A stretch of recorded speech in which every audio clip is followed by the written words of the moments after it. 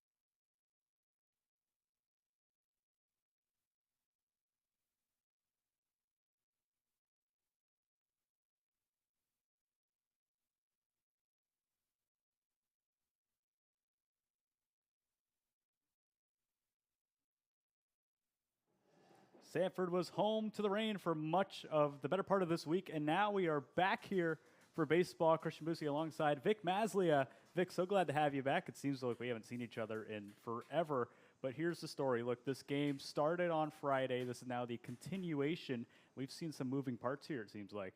Yeah, definitely, and I was definitely, really upset that I had to miss these last couple of games, but selfishly, I'm only glad I missed just the one back in Leesburg, and unfortunately, we weren't able to get that doubleheader in on Saturday, but here, starting again in the bottom of the first inning, so it's a little bit weird to see the Lightning take the field instead of the Sanford River Rats, but still obviously a home game for the Rats, and looking to get back in the win column after the Lightning snapped their 17-game win streak back on Friday. So once again, sad that I got to miss that game, and I know it's been forever since we've last seen each other, since the first series of this summer, but it's good to be back. Yeah, absolutely. We're so glad to have you back. It's so nice to see some competitive baseball here. The Rats were on such a tear for so long. They eventually get that second loss to the team that handed them their first, and it seems like these teams have been back and forth. You look at the Rats and the Squeeze, who kind of have that rivalry, to put in quotations, but this is really the rivalry matchup. Leesburg knocked the Rats out of the playoffs last year, and now this year the Rats take their record from 2018, and they've gone undefeated ever since until, of course, Thursday.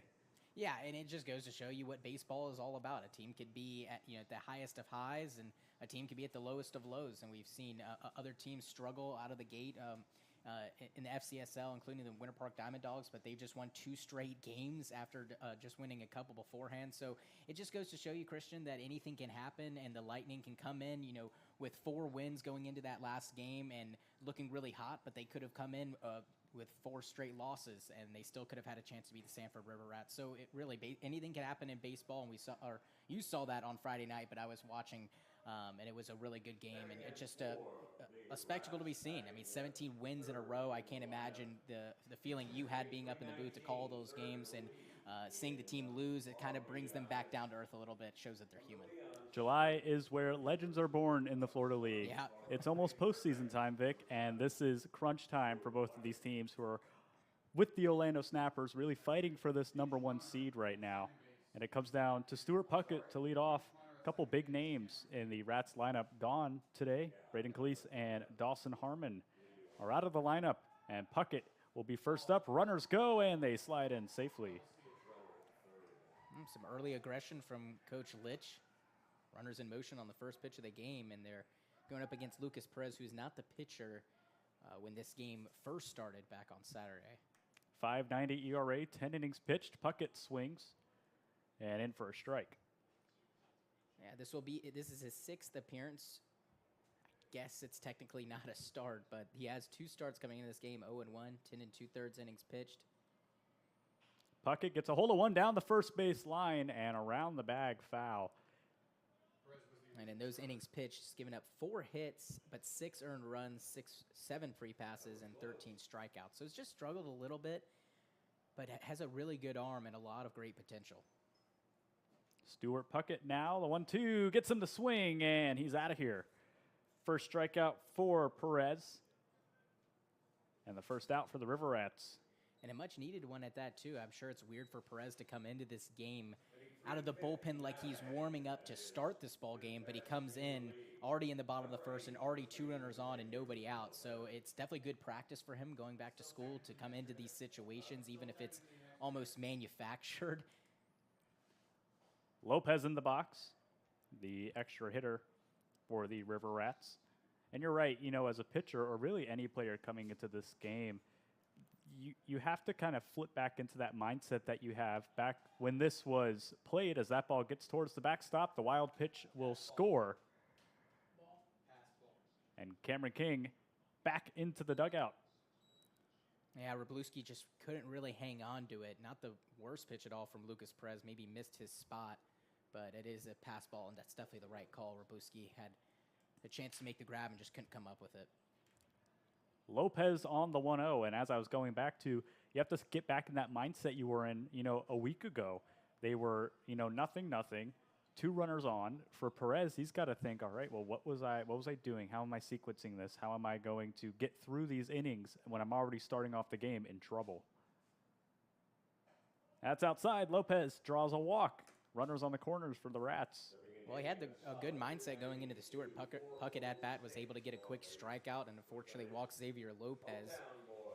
Does put a force out in play, so middle infield will be looking to turn 2.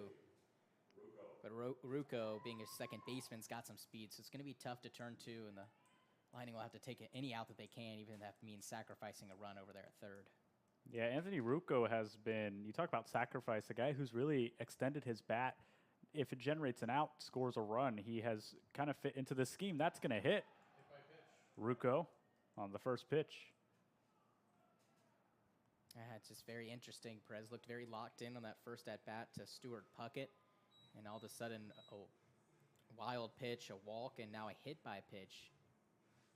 All in a short amount of time. It's really just kind of turned this inning around. You'd think that after that strikeout, he started to settle in, would maybe get a couple ground balls.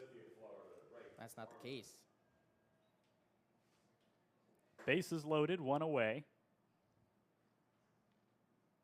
Perez fighting for this early. That finds the zone for a strike on Drake Harmon. 250 hitter, 3 RBI. Harmon has started to break in here after, it took a while for him to get here, to the Rats. He was playing in that national championship game, finally made it here. Took a second to get hot, but once he got hot, the bat has really been, on fire for him.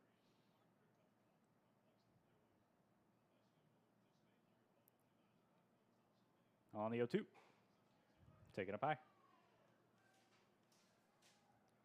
Harmon seems like he'd be a little bit better of a double play candidate for the Lightning instead of Rucco. Now with the bases loaded, a little bit easier.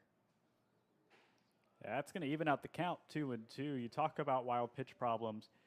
Walk problems are a big issue for both these teams. Yeah. Both pitching staffs have the tendency to walk batters early in the game and put themselves in these jams. And they're able to strike them out or get out of the inning defensively. But early on, you start with the 2 out. You don't have that, or 2 on, excuse me. You don't have that cushion that you would, to walk these guys. Yeah, Christian, and the fact that the Rats draw the most amount of walks on offense also helps the case too. But both pitching staffs, I think, struggle in the free pass department, and that's why they get into a little bit of trouble. But the Rats have found a way to avoid further trouble, and that's why that they had you guys had a 17-game win streak, and that's why you're 19-2 right now. But the Lightning have still struggled with stringing together, 1, 2, 3 innings or back-to-back clean innings. It seems like just spurts of runs here and there. 3-2's taken up high, and that'll be another walk. RBI. And it'll walk in a run. It goes down as an RBI for Drake Harmon and brings up Trey Babbitt. And we just talked about walking in runs, a team that is so capable of just watching pitches go by. Yeah, just a really good job. And I think both squads do a really good job of taking what the other team will give them. And if that's a free pass, a hit by pitch, an error, I mean, the Lightning, I guess weren't able to force isn't the right word, but the Suns committed 6 errors last night, and the Lightning took advantage of that, but they didn't take advantage of that quite well enough to get the victory. And I know 6 runs is a lot, but should have been closer to 10 with that amount of errors last night. So definitely missed opportunities, and I think Coach Billings has been a little bit worried this season about how his hitters can really manufacture runs on their own accord, not just off of their opponent's own peril. Action in the Lightning bullpen. That one inside and misses for Babbitt. Makes the count 3-0. Yeah, just really struggling with command at the zone right now. Free passes haven't been the biggest issue for Perez coming into this game, but it's definitely something he wanted to work on. And that's going to walk him. A close pitch puts another man on first, and it is a 3-run first inning for the River Rats, all scored on walks. Yeah, and coming into this game, Coach Billings definitely wanted to minimize damage in the first inning. We've talked about how rough it's been for the Lightning giving up first inning runs, and especially with 2 on and nobody out coming into this game. It was, I think for Coach Billings, the game plan was just to minimize any further damage. If you give up 1 run, maybe 2 runs, that's okay. River Rats have a high-powered offense, but now 3 runs, still just 1 out, and the base is loaded. This is exactly what Coach Billings didn't want in early goings of the game. And I will tell you some totals in a second, but the Lightning, as I mentioned before, really, really struggle in the first inning. They've given up 27 first-inning runs to opponents.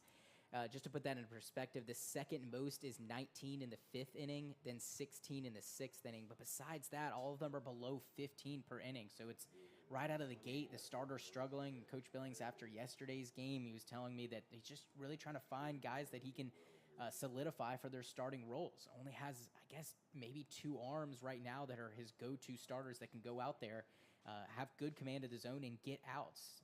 The other guys have just really struggled putting together good quality starts. Yeah, and from a coaching standpoint, today is what you would, put in quotations, an extra game. So you have to think about, who you're pitching and who you're pitching wisely, because there are games rolling into the weekend. Of course, you guys play Friday. So, you got to think, well, who can I throw that I have a good starter tomorrow, or that I have the guy I want on the mound tomorrow? As that's going to punch out Daniel Spiker on the swing.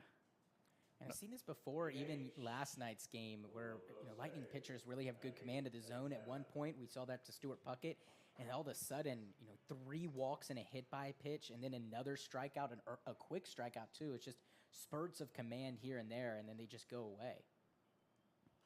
Looking to get out of the jam, Perez 2 away. Bases still loaded.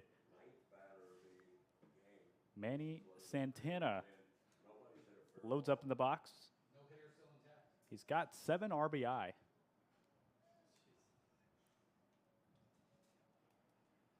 Cuts away at that one. Santana has been in and out of the lineup both defensively and offensively. He's really been taking the time to work on his swing and get that timing down. He's become more composed at the plate, and that's lofted out to center. And Pleasant from shallow right center makes the grab for out number 3.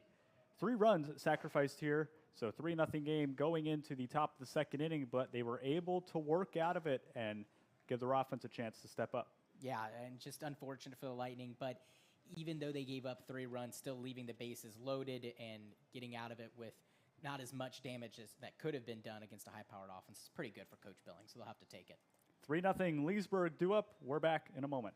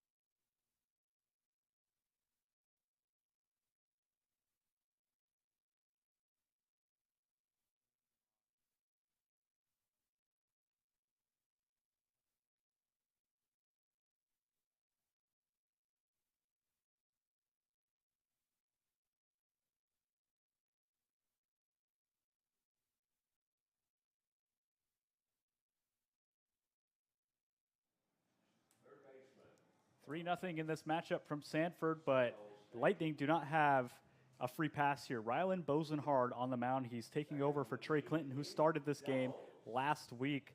What is the key here to get a hold of Bosenhard early? Well, I think for the Lightning is just take advantage of what the River Rats will give you and start to score some runs on your own accord. And I've been saying that a bunch lately, but if they give you a walk or a free pass, then take it. If they don't, and if Bosenhart comes out throwing strikes and he's put together a great last week, then you just got to manufacture runs on your own. The Lightning have had no problem with getting base runners on. It's about getting them around and getting them in that has posed the biggest issue. So outs are precious, so you only get 27 per game. And so use them wisely, and if Bosenhart makes mistakes, got to take advantage of it, and you got to get the runners in. Bosenhart has the velocity and the discipline at the plate. This is going to get through the gap between Spiker and Puckett for a base hit. And the Lightning, like you said, coming in early, trying to manufacture some runs. Yeah, a great job by Orozco. Haven't seen him in a couple of days, just didn't see him yesterday, and of course had some rainouts and other delays. So it's been a while since Orozco, I think, has seen live pitching in terms of some other guys that played in yesterday's game. but with Sunday and Monday off, and also Saturday, we didn't really have a game there. It's been since Friday where Orozco's last seen some playing time. It brings up Strom. With the man on first, he gets another first pitch strike. And Strom just has to do anything he can to move around Orozco.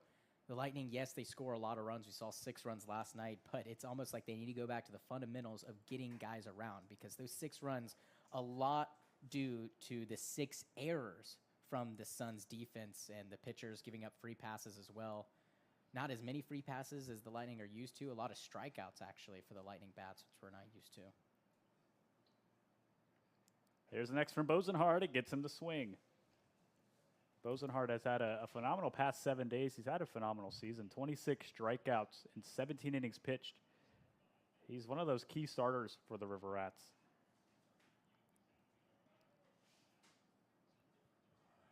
One and two. The pitch is in the dirt. Babbitt having to smother. And I should have mentioned before, one of the keys is, along with getting runners on, the first big thing is getting early runners on, and a leadoff batter at that. So Orozco did his job, and now the Lightning really can't spoil that and want to get out of this inning at least with a run, maybe even 2. Gets him to swing and foul it back towards the parking lot, and he'll do it again.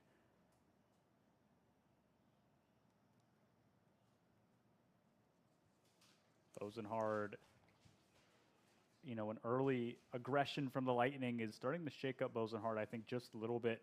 He's not used to, you know, first pitch swinging, first pitch, you know, fastball down the middle. They're looking for it. Bosenhard likes to get guys to chase, but the Lightning have been able to put the barrel on it so far. And almost half the innings in last night's game, the Lightning were able to get leadoff runners on, but not every inning were they able to get them around and in. And that's the key right now. 3-2 from Bosenhard, and a walk. And just like how this game started for the River Rats, it is 2 on and nobody away. It's funny how that works, you know. Pretty much the same exact situation that the Lightning are into, and now seeing how the River Rats fared in the last inning, if you're Coach Billings and the Lightning, you have to take advantage here. I mean, there's just no ifs, ands, or buts. You have got to get these runners in. At least, I would say both of them if you're Coach Billings, but at least one of them has to score here. I think that that would be a breath of fresh air for the offense as well as the pitching staff to settle in. This is a line drive out towards right field, and it's going to fade out. Foul.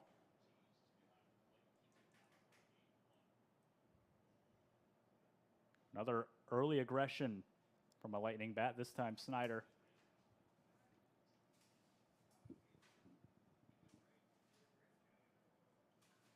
Bosenhard sets first and second. The 0-1. Finds his own for strike 2. And for Bosenhard, the key is not going to be to throw strikes. We know that Bosenhard can throw strikes. It's closing out these hitters and getting these strikeouts and these defensive outs.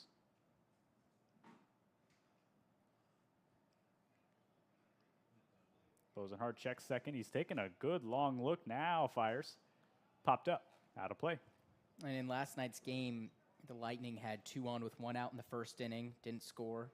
In the second inning, bases loaded, nobody out, scored just 1 run on a sac fly, had 2 on and nobody out, got 2 runs in the third inning. But see, that's just what I've been talking about, is how the Lightning will have multiple runners on base and just unable to really explode in the inning like they used to in the first or in the early goings of the season. I think for a lot of the teams in the league, you know, you settle, you have what, you know, I would call your preseason or your beginning of the season form where you're, you know, you're aggressive. You're trying to set the tone of what you want your team to be. And then you kind of switch as this one is popped up. Mock running in on it, making the grab out number 1. You kind of switch over and you kind of fill into your, you know, your niche of what's going to be your game plan going into every game. And I think for both these teams, they fill their niche pretty perfectly. Yeah, definitely. I think Coach Billings had a good quality conversation with his team last night after the game and probably earlier before this game started, just telling them what he expects from the offense. And last night, I was talking with him, and he just was talking about those wasted opportunities. Hitters have to do a better job of getting guys in from third base. When you got guys in from third base, you just have to get them in. And Lightning had that in the second inning. We're just able to get one. For Keller, with 2 home runs, he certainly knows a thing or two about scoring runs. Definitely, yeah. Keller has slowed down, or not slowed down, but has not been as prolific as a hitter as he was the first couple of weeks, but still hitting 273. He's kind of joined more of the middle of the pack in the, I guess, in the entire offense, but is the only guy to start and play in every single game so far. On the ground, first base side, and through the gap for a base hit. They wave the runner around third. The throw to third will be cut off, and they throw the tag on him. He slides in safe. The throw completely missed the cutoff man and right over the Puckett who threw the tag. It is a base hit and an RBI for Keller. Great job for Keller, hitting it pull side. We've seen him go away with the baseball, but when you pitch it in, that's where he's going to hit it. A good job by him, and a somewhat of an aggressive sin by, not, I guess, aggressive sin. The ball went to third base, but Orozco, not the speediest guy, but I like the sin from Coach Billings, who's actually at third base tonight. And it looked like James Strom did get under the tag. It was a great throw, but it was almost letter high, and he had to swipe down to get James Strom. So I think it's a good call by the field umpire over there. Take it for strike one. Runners on the corners now, still one away, and another big scoring opportunity for Leesburg with the tying run on first base. Now, usually it's Tanner Clark is the third base coach for the Lightning, but Coach Billings takes those duties tonight. Not sure if it's just a day off for Tanner Clark or what's the deal. He's probably still out there paddling his surfboard. Yeah. Got the locks for it for sure. 0-1 from Bosenhard. Babbitt able to smother that one, but it's smothered into the dirt. 2 balls and 1 strike. Bosenhard still trying to keep his composure here. Next offering. Gets him to swing. That was way out front of that one. Looks like he, threw him off with that off speed there. Yeah, really good pitch by Bosenhard. Definitely has good command of the zones, just giving up that walk to James Strom. But the Lightning have been able to hit some good pitches thrown by him. Next offering up and up high. I think it was a good move by Bosenhard, trying to get the swing and miss from Wroblewski. Yeah, Wroblewski isn't really interested in swinging at that high fastball, though. Yeah, no. Definitely looked at that pitch and was like, really? Yeah, had a rough night last night, so hopefully he can avoid the strikeout. Runner goes, the swing and a miss, gets the strikeout, but the runner slides into second base. Right on cue, unfortunately.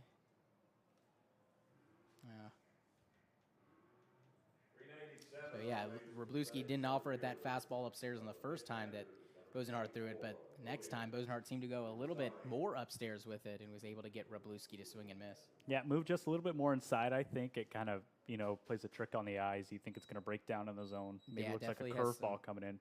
Has some arm side run to it. Kind of looks like a two-seam. At the toes to Irizarry for ball 1. Outfield, coming in. Bringing in Drake Harmon out there and right.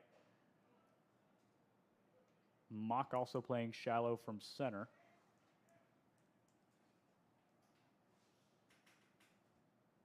Irizarry in the 1-1. Ooh, a big swing. He really wanted a good piece of that pitch there, Vic. Yeah, just missed it a little bit, but a pitch he likes, or a pitch he really wanted. And Irizarry, a perfect guy up in this situation.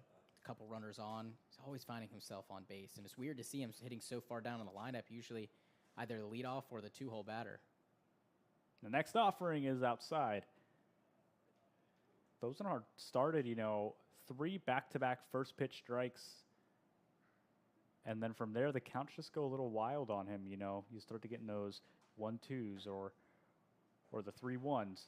That one's going to punch him out, though. Bosenhard able to get out of the inning, sacrificing only a run. 3-1, your score, Vic. Yeah, just unfortunate for the Lightning. Have to score more runs. We're back in just a moment with the Rats lineup.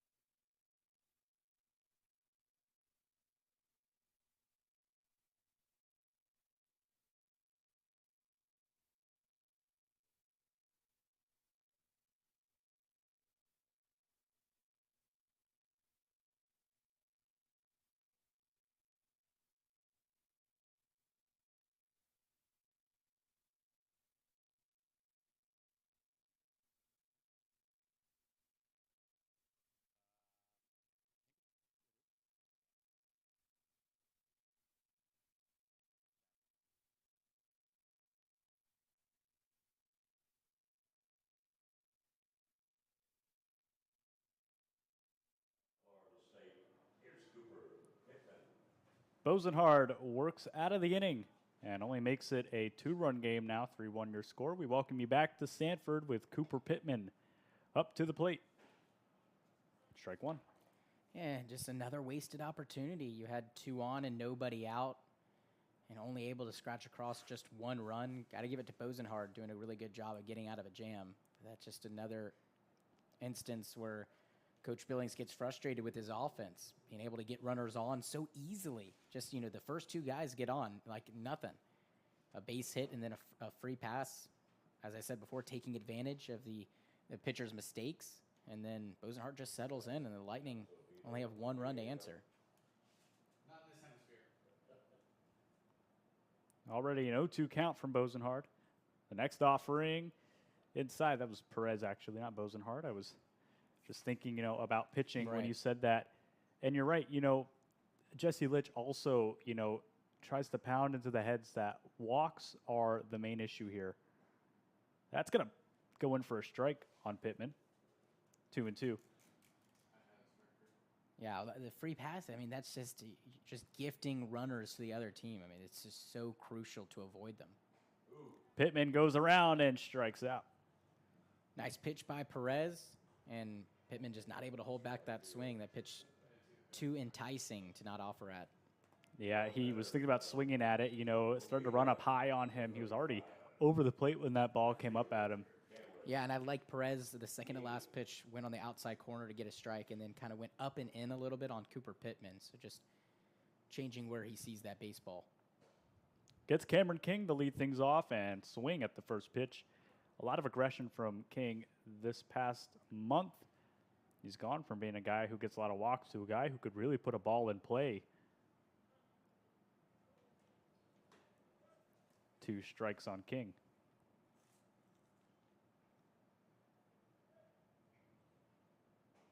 .569 OPS. And Perez working pretty quickly here now. I think trying to get the Sanford River Rats offense a little bit off balance to play into his game. It gets King to swing at it and back up the middle for a base hit. And just like that, the speedy King is aboard on first. Yeah, and not a bad pitch by Lucas Perez. A little breaking ball, and King, somewhat of an awkward swing, was able to hit it right back up the middle. Now the guy who's become such a nightmare for opposing pitching, Dawson Mock. The guy walks more than he gets a hit. It's a throw over to King, sliding in there, a close play, but he's safe. Speaking of sliding, it looks like that all-speed pitch was kind of sweeping and sliding across the plate, a part of the upper part of the zone, and he was able to smash it. Mock gets a piece and sends Irizarry back. He's still running. He's got his head up, out towards left center, and making the grab on the run. Oh, my goodness. What a grab. He used all of his wingspan to haul that one in and almost took his glove off because he was reaching all the way. I wouldn't be surprised if that was a little snow cone. That ball kept carrying and carrying Sure and did. carrying out towards the warning track there. Caught about 2 feet from the warning track. Yeah, I'm looking. He just keeps on going back, and a great route to it. But yeah, wow. He Reached at snagged the it. last second, yeah. Snagged it out of the air. I thought that was going to knock his glove off as it came down. He used every bit of it. Good thing they've got a longer glove out there in the outfield. I don't know if he's got a infielder's mitt, if he's going to be able to get some leather on it. Yeah, 385 out to center. He was probably 381 out there, it seems like. Yeah, definitely close to 380 if that's 385 out there, for sure. King went to go steal. The ball was fouled back from Puckett. They throw her to first. They say he's safe. It was a little jumpy at first. Yeah, Thought they unfortunately, got I was him. looking down at my thing, but we'll see the replay in a sec. But yeah, close play. Lightning have done a good job of trying to hold runners on. The 1-1 again thrown over to first. This time he slides in again, safe. A scrappy slide there from King. A little off balance on the side, towards the thighs. Yeah, speedy guy. He knows how to get back to the right part of the bag, all the way furthest from the pitcher. Makes the count 2-1. And you're right, King can get in a pitcher's head really easily. Just seeing him on the bases, you think I should probably throw over. He gets a kind of extra step on the lead, which makes him seem so far off the bag. And right there, you see again the throw over. He's able to jump back. He knows exactly how far to get so that he can get back in time. And it's really just on Perez. If he can snap throw quicker, then King can get back. 2-1. Outside. Definitely want to be concerned about King at first, but you got to focus on Stuart Puckett, especially a three-hole batter. He's been one of the better hitters for the River Rats. Can't dismiss him because King's over there at first. King leads from first, and the next pitch, he gets a hold of one and dropping into the glove, but he can't come up with it. King now shuffling over to third. They're going to try and send him the tag, and the ball got away. A lot of moving parts to that play. The ball was dropped out there in left field by Thurmond. And then, on a very aggressive note, King rounding second, heading the third on a ball that was already in the infield.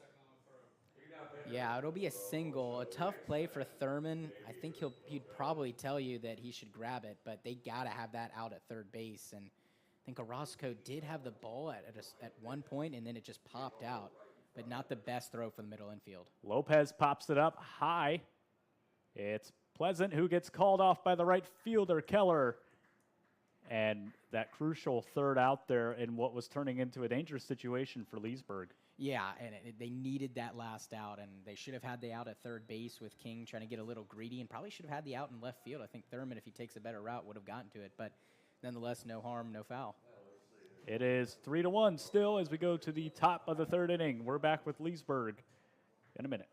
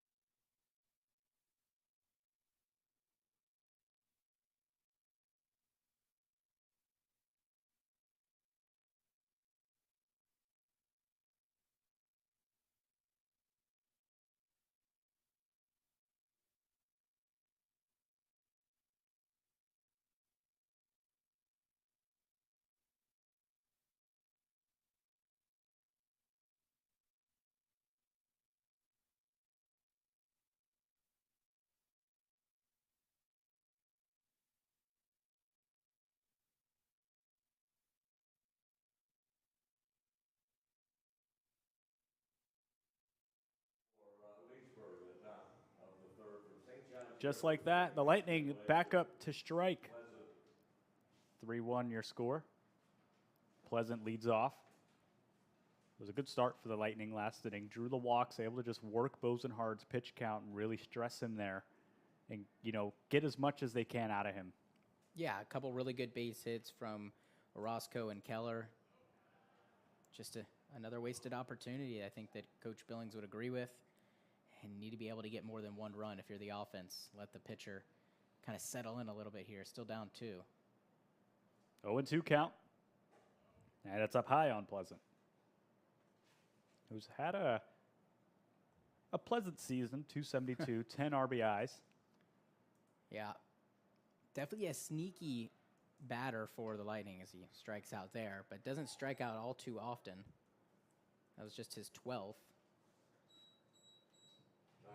And after the strikeout from Bosenhard, the third of this game, it will be Thurmond, who's grounded out his last time up to second.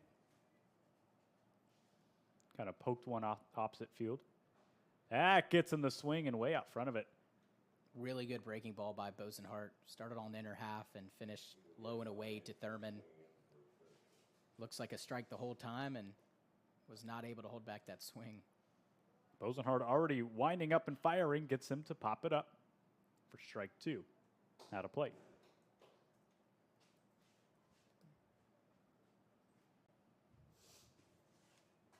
That wind is right to left today. Blowing out from right field. It's Bosenhard deals. I can't figure that trade by Boston to San Francisco. Definitely played a factor on that fly ball out there. Last inning. Any river problem? Breaking pitch. Can't find the zone.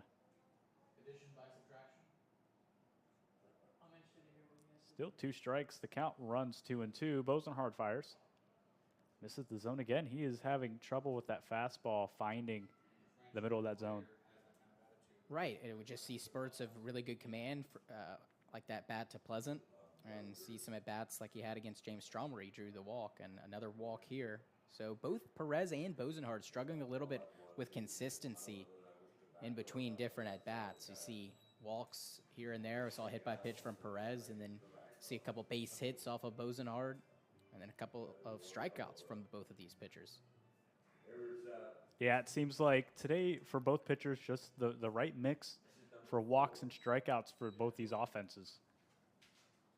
A man on first for Jordan. And again, starts him off, first pitch, strike. This is number 4, Grant Jordan, listed at 31 before. Must be longer day.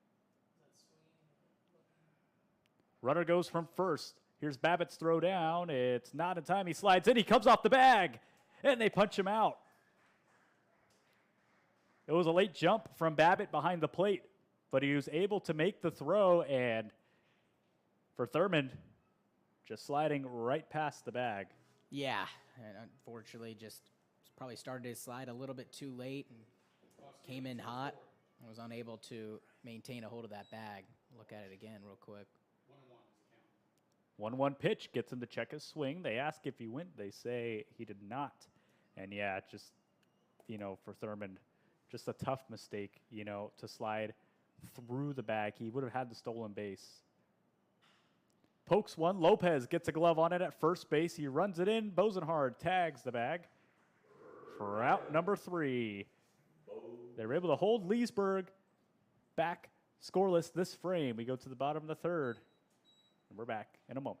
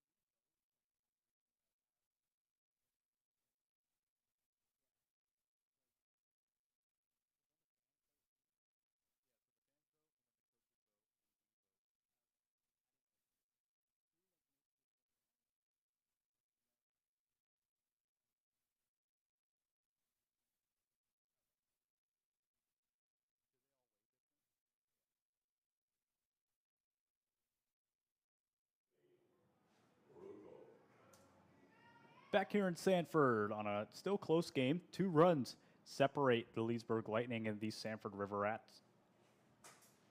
Anthony Rocco to lead off. And the first pitch from Perez in the dirt.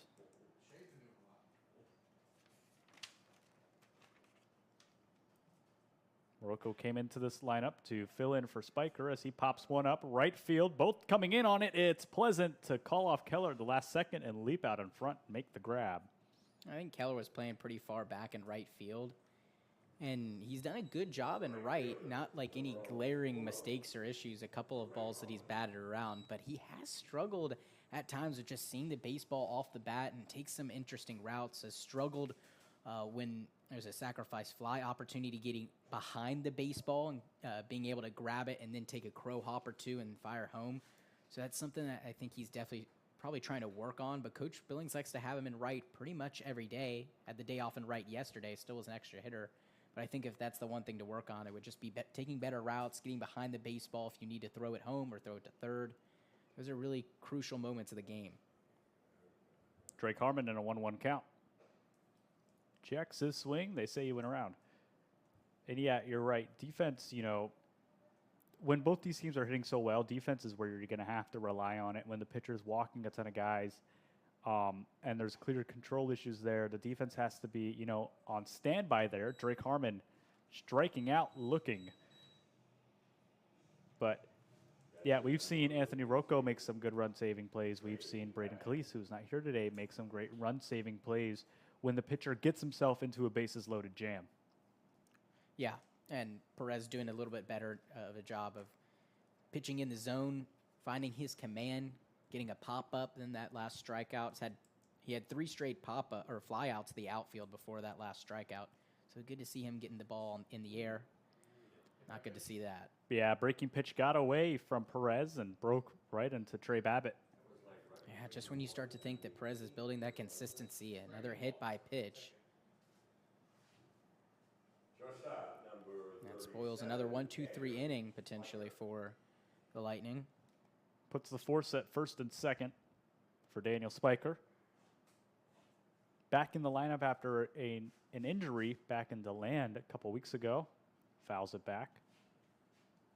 I'll see if Perez goes back to that off-speed pitch maybe later in the count here to Babbitt. That's the one that he plunked Harmon with. Just never really spun around. Fires to first, no tag. He slides in.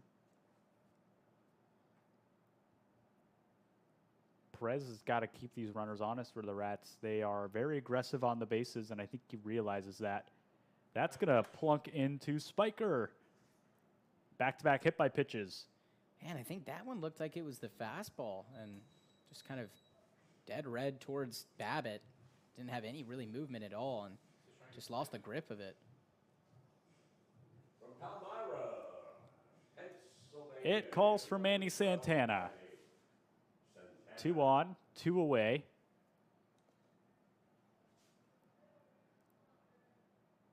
Santana was able to put one in play last time, but created an out. This next one, Santana swings through in an aggressive start to this at-bat. Yeah, just pulled the string from him. Good pitch by Perez, breaking down a little bit. Spiker not able to get some wood on it. Santana, again, trying to get a piece. That time he fouls it back. Now ahead 0-2. You don't want to throw too many pitches away from the zone. I know he's probably trying to get a swing and a miss from Spiker, but I'd love to see Perez challenge him here. Santana in the 0-2. Runners on first and second. Perez comes set and deals. Santana puts one in play right over the head of Jordan. They're going to wave Babbitt around third. The throw is going to be cut off. He slides in, and they get him out. What are you doing? Wow, and the run did not score. Drake Harmon did not cross the plate before Trey Babbitt was tagged out at second base. That is a heads-up play by Julian Irizarry. A great play firing into second base. I think Babbitt was caught sleeping a little bit and thought he could take a big turn around second and maybe test the waters at third if Irizarry decided to go home with it, but it proved to not pay off. Great job by Lucas Perez letting the home plate umpire know that that run did not score in time. Yeah, absolutely. Heads up baseball for Leesburg. They get out of the inning before another run scores. Vic, you're going to take us away for the 4-5-6, but what a play. Yeah, absolutely. We're back in just a moment. 3-1 your score.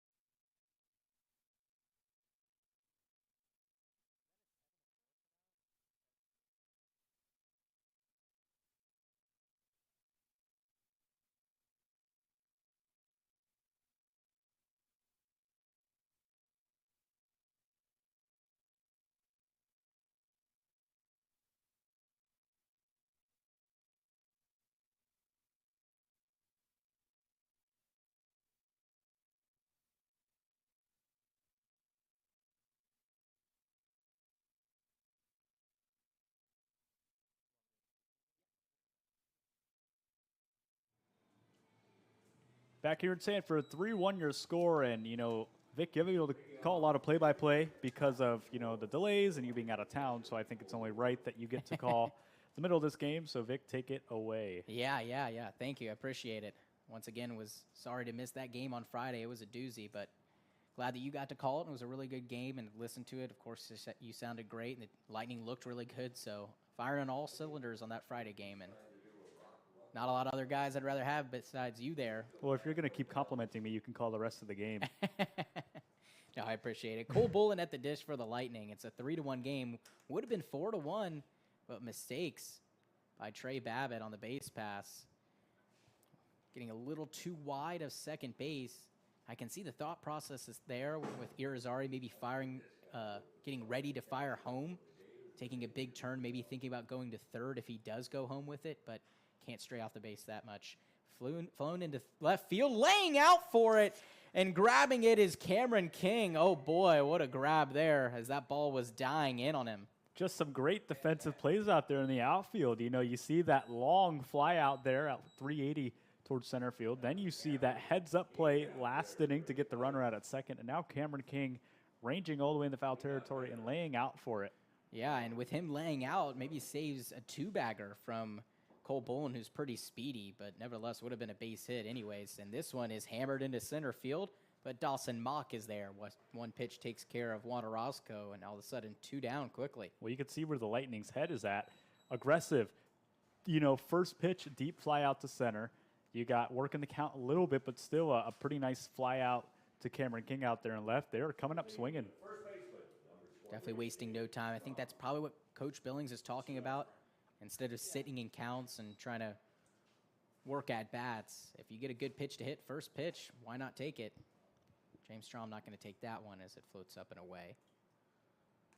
Yeah, I think Bosenhardt's a little shaken up from that one. 2 flyouts back to back.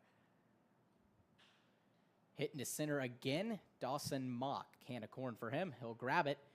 And a quick, lightning fast 1-2-3 inning for Rylan Bosenhardt. That sends us to the bottom half of the 4th inning. Nothing doing for the Lightning. Still a 3-1 lead for the River Rats.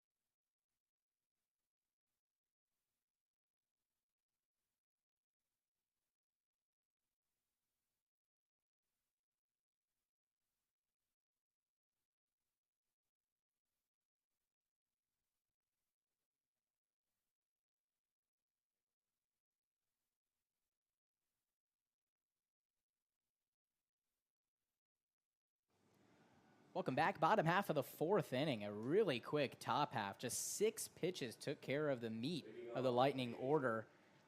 Really quick line out to left field. A 1-pitch fly out to center, and then a 2-pitch fly out to center again from James Strom. The new pitcher is Cade Madison on for the Lightning, and he's looked really good lately. In terms of the whole summer, and has struggled. Just 4 innings pitched. His first 2 outings could not record an out. Tell you a little bit more about his stats after his first pitch, which is downstairs to Manny Santana, the extra hitter. Madison, 4 innings pitched, 5 hits, 10 earned runs, 11 walks, and 3 strikeouts. But he has looked really good in his last couple of outings, and I think has given him a lot of confidence going into the rest of the season. And for Perez, 3 innings, 3 hits, 3 runs, 3 errors, 3s across the board there for Perez. It was a rough start, but he was able to get out of it when he needed to. Yeah, definitely good signs towards the end of it, and I think he locked in and did a good job. Next offering from Madison, beautiful breaking ball. It's got a lot of movement to it, and it's really hard to pick up on if you're any type of batter, righty or lefty. His last time out, Madison, was back on June 24th, pitched an inning, gave up 2 hits, 1 earned run, 1 walk, no strikeouts, and gets a big swing and a miss from Manny Santana, and another beautiful breaking ball. And it's just so hard to pick up on. It seems like it just totally drops off the table. Yeah, you're absolutely right. You know, that breaking pitch is really lethal there. It looks like it's coming at you kind of down the middle. It kind of goes high and then just drops way into the zone before it even reaches the plate. So much movement there. Top of the order. Excuse me, now the batter is Cameron King. That was Cooper Pittman. Yes. Right. A little confused after that last play to end the inning. Oh. Yeah, that breaking ball looks good. That was a good miss, too, not by much. His second to last outing, an inning, 1 hit, no runs, no walks, 1 strikeout. That's his only appearance where he hasn't issued a free pass. But his first 2 outings combined issued 6. He's just working that breaking ball again. It can't get it to connect as good as he was that first at bat, but if he can get King the chase here. Now, unfortunately for him, King does like these off-speed pitches. They're not going to offer at that. Quickly a 3-1 count now. King's already been on base twice this game. Certainly don't want to offer him the free pass. And he just did, so Cameron King will go down to first base. Another walk from Cade Madison. Hopefully he can keep it to just the 1. 573 on base percentage, best in the league. Yeah, Cameron King has, again, just become that guy behind Dawson Mock. Just a guy who can get on base, see pitches, steal bases, earn runs. That is the key to this part of the lineup.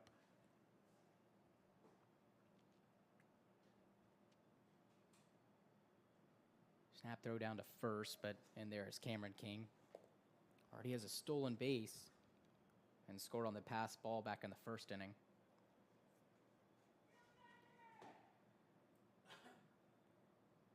King goes. The pitch is grounded foul. We'll have to return back to first base. Yeah, that was a good snag by the first base coach, Brian Ward, there off the hop. Played it barehanded off the bat of Dawson Mock. That's not a soft hit ball either. But another hit and run smothered for the River Rats. Second one involving King.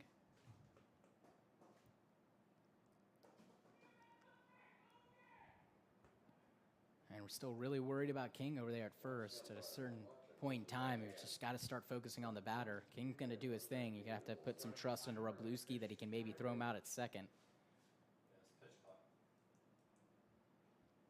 Again, sliding in there. Mock has only seen 1 pitch this at bat. Yep, it's been a strike from Cade Madison.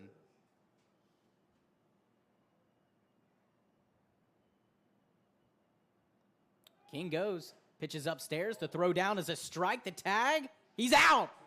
What a play. And Wroblewski right on cue takes care of Cameron King. Seemed like a pitch out to me, and if it wasn't, it was the perfect type of pitch to throw down on if you're Wroblewski, and gets a really speedy Cameron King trying to snag an extra bag. Looks like King went for the the new pop-up slide that a lot of these players are doing, just trying to slide in and jump up But unfortunately for him, he jumped up, and there was a glove right there for him to slide into. Yeah, Grant Jordan able to apply the tag. It was just a perfect throw from Wroblewski. And just like I said, you got to put trust in Wroblewski that he's going to be able to get Cameron King. And if not, you have to work with a runner aboard at second base. And luckily, the first option worked out for Cade Madison. I know he feels good about that. Chance to face the minimum. And it looks like he will. Popped up. Center field. Irizarry giving chase. So is Thurman. It'll be Irizarry to make the grab just short of the warning track. So Cade Madison works around the one-out walk, and he faces the minimum. Sends us to the fifth inning. Still a 3-1 score. River Rats lead.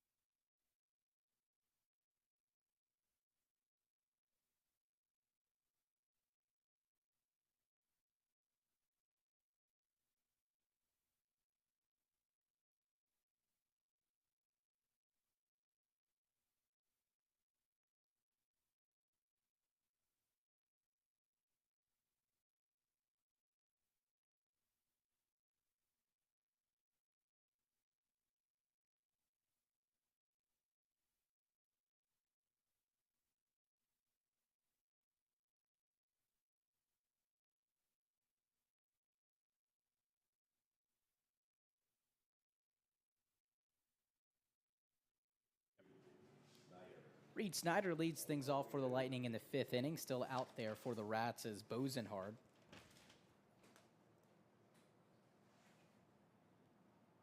Bosenhard working pretty well into this game now, up until the fifth inning. Stretched out start, but now some action in the Rats bullpen. Brings out Nico Halkus to go out there and get warmed up.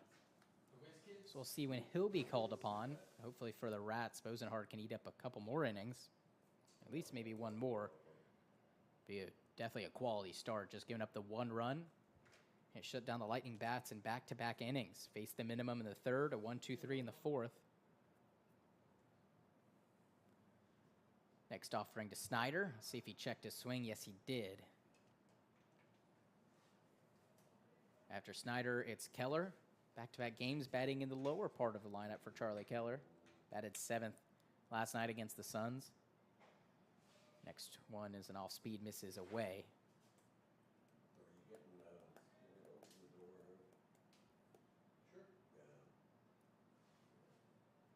Righty Bosenhard delivers, and that's going to be ball four for Reed Snyder. A leadoff walk for the Lightning. First leadoff batter since the second inning, where the Lightning were able to bring that runner around to score, was Juan Orozco.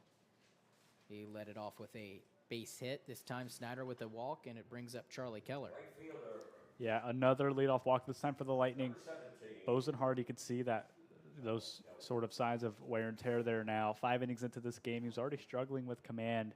Back in the beginning, he was able to work it back and keep that velocity going, but starting to get a little wild there with the man on first now.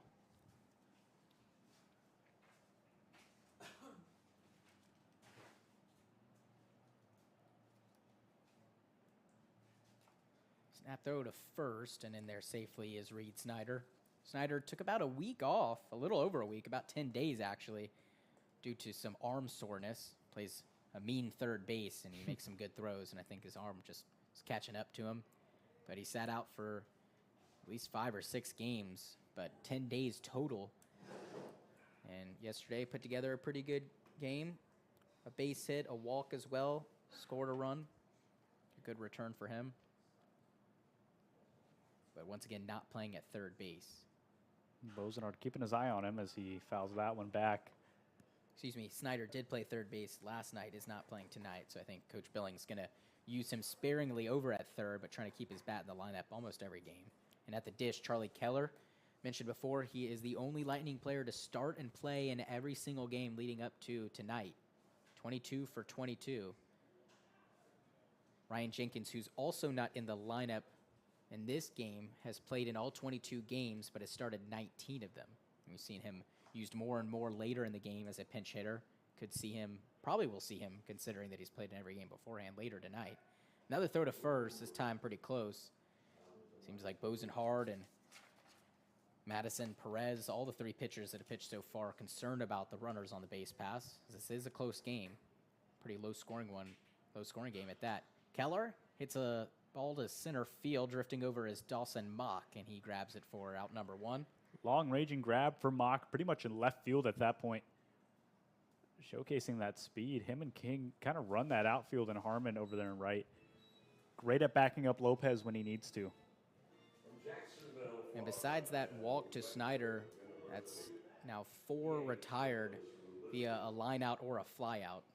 Consider that one by Cole Bull and the diving catch by Cameron King to be a line out.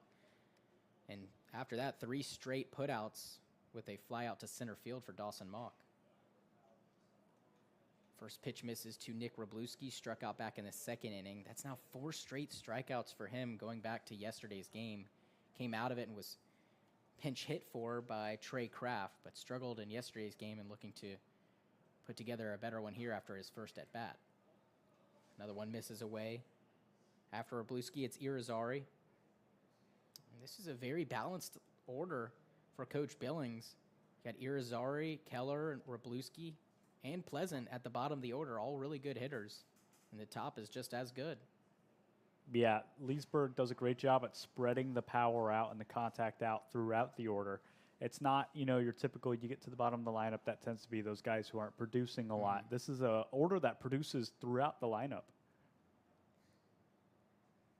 Grant Jordan usually bats towards the bottom of the order and is batting second in today's game. Swing and a miss from Wroblewski. Yeah, again, a 2-2 count for Bosenhard.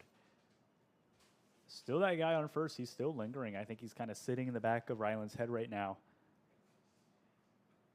2-2. Up and away from Bosenhard. Count runs full. Snyder still aboard at first base after that fly out from Keller.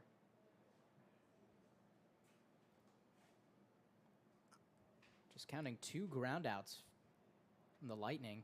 Well, one of them came back on Saturday, so I guess just really one here so far today. And it looks like they might have Snyder in a rundown. Xavier Lopez going to throw towards second, and they got him. So all that throw over to first base ends up paying off for the River Rats. They're able to chase down Reed Snyder, now 2 down, and the base is clear. Yeah, again, just base running mistakes here have been kind of key to these defensive outs. We see 2 base running mistakes for the Lightning, 2 for the River Rats now. Overrunning bases, early jumps. So the aggression from both teams on the base pass come back to hurt them. That's a 1-3-6 putout, and that is a strikeout to Nick Wroblewski. And once again, Bosenhart facing the minimum and works around a leadoff walk to Reed Snyder. It sends us to the bottom half of the 5th inning. Still a 3-1 score. River Rats lead it.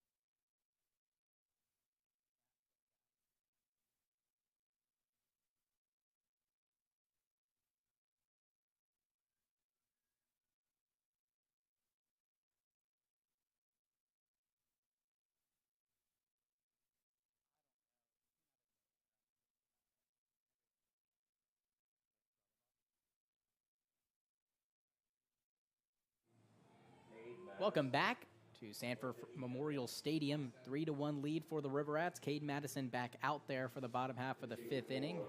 He'll face 3, 4, and 5, starting with Stuart Puckett, who is 1 for 2, a strikeout in the first, and a base hit in the 2nd inning. Good job by Madison to work around that one-out walk. Wroblewski caught Cameron King trying to snag second base, and Madison got a strikeout and a flyout besides that. First pitch is hammered deep into center field. Irizarry going back. He's got it right before the warning track, and he is covering a lot of ground here tonight. Another deep flyout for the River Rats. They are showing their power, but man, Irizarry out there, able to range. It seems like he could run 300 feet and still make the grab. Yeah, he's going out towards left center field, right center field on that one. It doesn't matter which of the center fields he's going to. He's going to grab it, or at least make his best effort. And there's a lot of room, 385 to the corners. It's a pretty big stadium. That's about 15 feet shorter than most MLB stadiums, all the way to dead center. So this is a pretty big league as it gets ballpark for these ball players. We talk about it a lot on the broadcast, actually. This and Melching Field, which would be the Sun Stadium, are probably two of the deepest ballparks that they play at. You play at Horizon, it's shallower, but you have that taller double fence. Right. I think at Pat Thomas, there's no center field dimension, but it's 365 to dead left center and dead right center. So assuming it's probably 375, and a swing and a miss from the batter, Xavier Lopez. Good pitch by Cade Madison. But I would assume it's about 375 to dead center at Pat Thomas, so about 10 feet shorter here than here.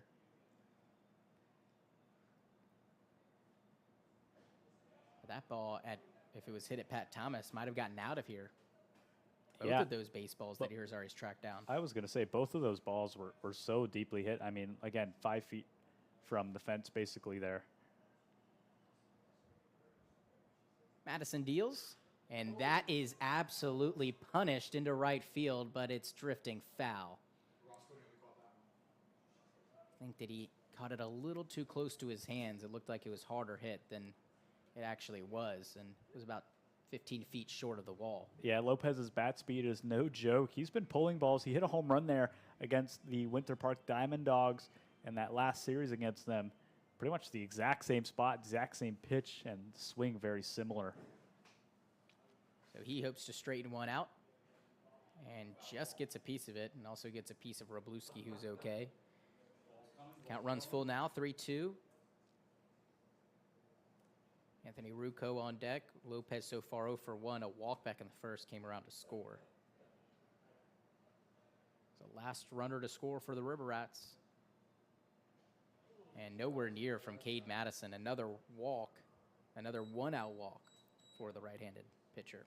Little shake of the shoulder there. I don't think he, liked the way that pitch came out of the hands. I think he knew that he was a little outside of his release point there. There's a righty warming up in the bullpen for the Lightning. Hopefully Madison can get out of this 5th inning and save that righty for the 6th or 7th.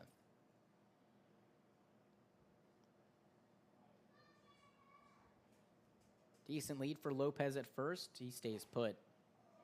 First pitch just misses to Rucco, not by much. That breaking ball was hanging for a while. It almost looks like a pitch that Rucco could have hit just like Lopez. Pull the ball, get it pretty deep. Yeah, he waited on it. The tough part about it is he's throwing it sometimes in the upper part of the zone, and it's hard to hit his sweeper when it's on the top part of the zone. Pop-up, shallow right field. Keller coming in, going out is Pleasant. Keller reaches for it, and he can't grab it. It falls in fair territory. It'll be a single for Rucco. And moving to second is Xavier Lopez. A really tough ball to get to for Keller, and talked about his struggles earlier. There was no struggle getting to that baseball, just out of his reach. Yeah, he was powering through his own legs there, doing everything he can to get to that ball, and just last-ditch effort trying to dive for it. Popped right out of the glove, almost landed on top of it. That'll bring up Drake Harmon with 2 on and 1 down against Cade Madison. The righty in the bullpen getting ready a little bit quicker now, just in case. Looks like it's actually Tanner Walker. Oh, and that one plunks the batter, Drake Harmon. And now nothing going right for Cade Madison, and we'll see if Coach Billings wants to make a change. It's going to be bases loaded, 1 down. After 3 straight runners reach base, a walk, single, and a hit by pitch. Yeah, look, Madison just really struggling here. And you can't blame that last, hit on him. That was just purely just a defensive kind of play there. And Coach Billings and Wroblewski looking into the bullpen right now, both wondering if their right-hander is ready to go. It is Tanner Walker. I do see 22. And Coach Billings will come out there. We'll see if he does make the change. I assume he was just buying time, letting Wroblewski buy him some time to get Tanner Walker ready. He's going to call for him, and that's going to be it for Cade Madison. Unfortunately, Madison will have to wait to get his second inning, or get through his second inning this season, but a really good first inning, and just unfortunate for him. His struggles somewhat continue with the walk to Xavier Lopez, a base hit, and then that hit by pitch. So we'll tell you all about Tanner Walker when we come back, and we'll give you the final line on Cade Madison. It's bases loaded, 1 down, still a 3-1 lead for the River Rats knocking at the door.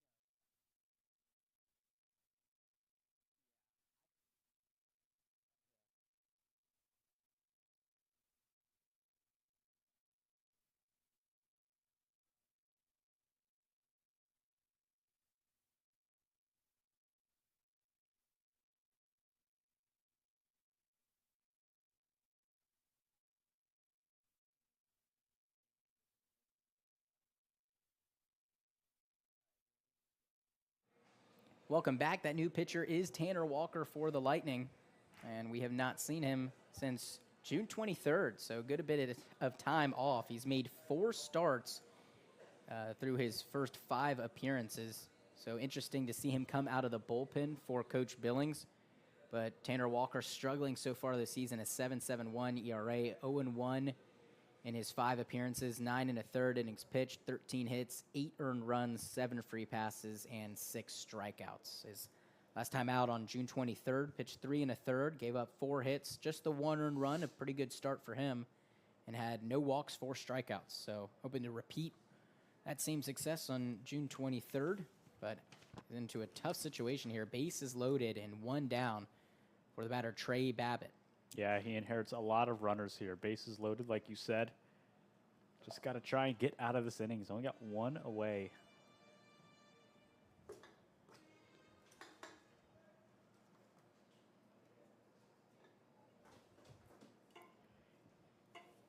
Walker, another righty for Coach Billings that he's used in this game. Next one misses up and away. First to is Lucas Perez, then Cade Madison. Now Tanner Walker takes over. Just unfortunate for Madison, still looking to get through 2 innings. Has just struggled on getting that last out. Next one to Babbitt, big cut and a miss. Almost took his helmet off. Yeah, Babbitt swinging really aggressive this at-bat. I think he knows that this might be one of his better chances to get a couple RBI here. Hit by pitch and scored the run in the first.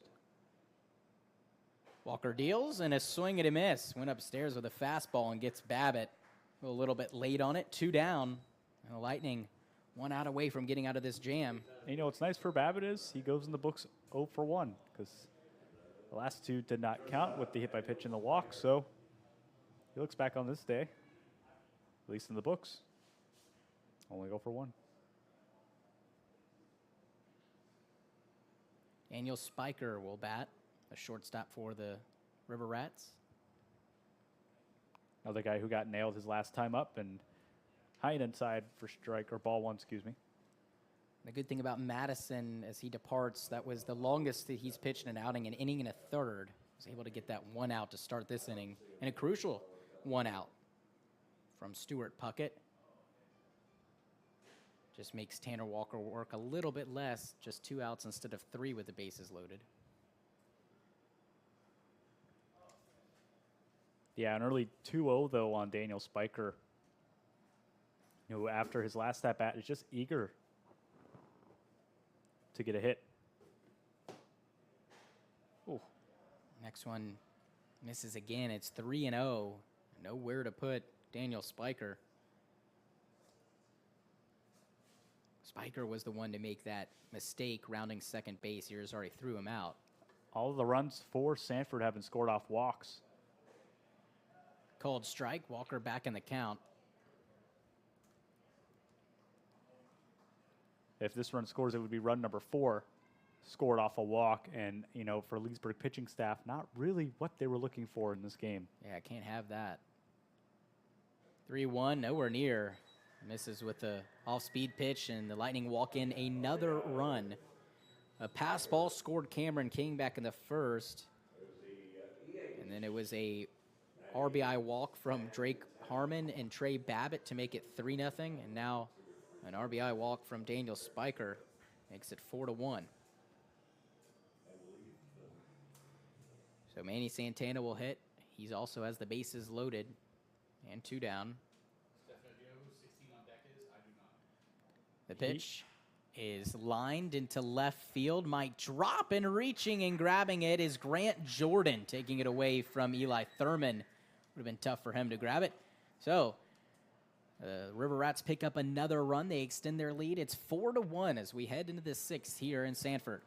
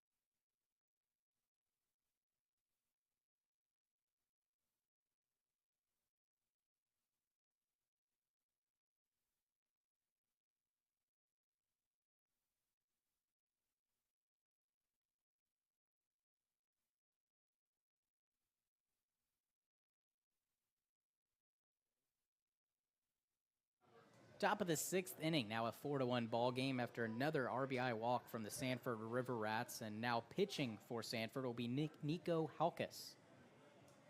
Yeah, look, Nico Halkus, a guy who has established himself as a pretty good reliever. 8 innings, 2.25 ERA. He's let off a couple hits and a couple runs, but for the most part has been pretty stable in his outings here for Sanford.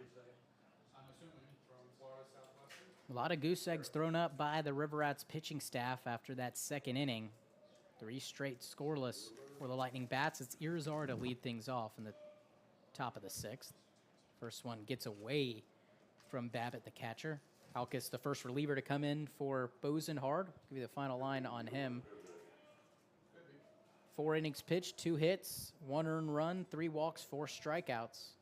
So good job bearing down as Irizarry lines this to center field. That's going to lay down for a base hit in front of Dawson Mock. Another leadoff batter aboard for the Lightning. Reed Snyder was aboard last inning with a leadoff walk. Back in the second inning, it was Juan Orozco with the leadoff single. So it's now leadoff batter on in half of the innings for the Lightning. And one in one in bringing them in, that leadoff batter. Were unable to last inning, but did so back in the second. The pitch to Ledger Pleasant is grounded towards third. Puckett throws to second for one, on to first, double play. The River Rats, just like that, erase Irizarry at first base, and 2 down quickly is a good 5-4-3 turn by the Rats infield. Yeah, probably the best way to neutralize that, potential run there for Leesburg. Perfect 5-4-3 turn there from Puckett.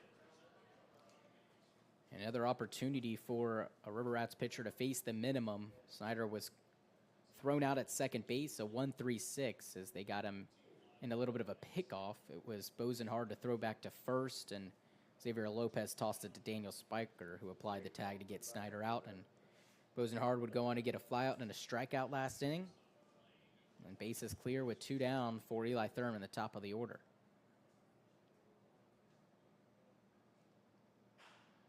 Off the end of the bat, ground ball to Rucco at second base, and he makes the throw to first, no problem. Thurman is the third and final out here in the 6th inning. So that'll send us to the bottom half with a score still 4-1. Rats lead it.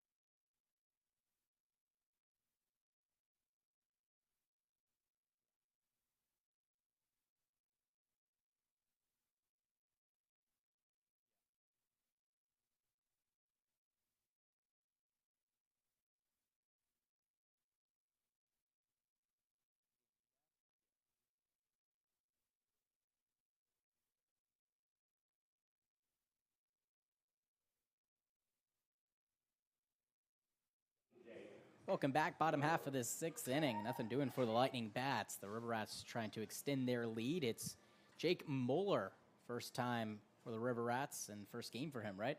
Yeah, first game for Mueller, first baseman, third baseman out of Cape Coral. The 6'2 junior from North Carolina, Greensboro. That's the University of North Carolina, Greensboro. Making his debut for the Rats today. Wearing that number 16. That's the Bruno Schaefer, number 16. Schaefer out with an injury. Brings up Mueller. Walker back out there for the Lightning. Did walk in a run. It was an unearned run for him because it was Cade Madison's runner that he put on before he got taken out. But Walker was able to get the last out. It was Manny Santana who flew out to Grant Jordan. Good aggression from him, on your debut night. Looking for a hit. Looking to kind of show the team what you've got. Show the fans what you've got.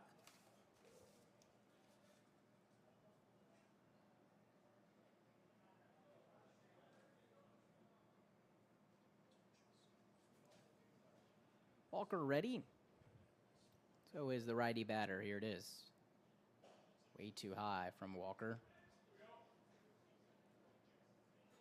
Early 2-2 on Mueller now.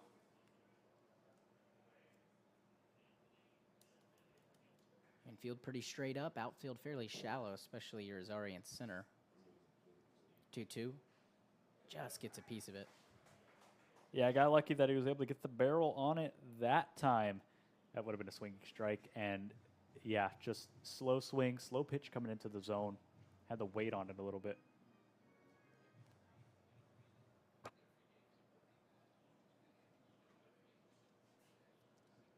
Walker will try again with his 2-2. Here it is. Getting a piece of it again. Good fight. He is very aggressive at the plate right now. Sure is, taking big old swings. Count stays 2-2. Look at him. He's got that kind of, bigger build. We see it out of Dawson or Drake Harmon. That kind of, it looks like he could be playing Double-A baseball. Right. Just this big guy has that composure at the plate. We'll see another 2-2 pitch from Walker. He pops this one out of play, foul. Out front of it that time. You can see him swing off his front foot. A little off balance, but still able to stay alive and keep the bat on the ball. This will be the 8th pitch of the at-bat. Making Walker really work here. Popped him up in the infield. Juan Orozco, the third baseman, will call off everyone else on the infield and make the grab for out number 1. Well, he fought hard for that at-bat. Really ran it up, 7 pitches, that at-bat for Walker. Cameron King will bat. He's 1 for 1. A base hit in the second, a couple walks besides that. 1 in the 4th, 1 in the 1st. Well, back in the 1st, it wasn't his walk, but back on Saturday, it was a walk to Khalees, right? It was a walk to Khalees, but Khalees not here tonight, so King there to step in for him.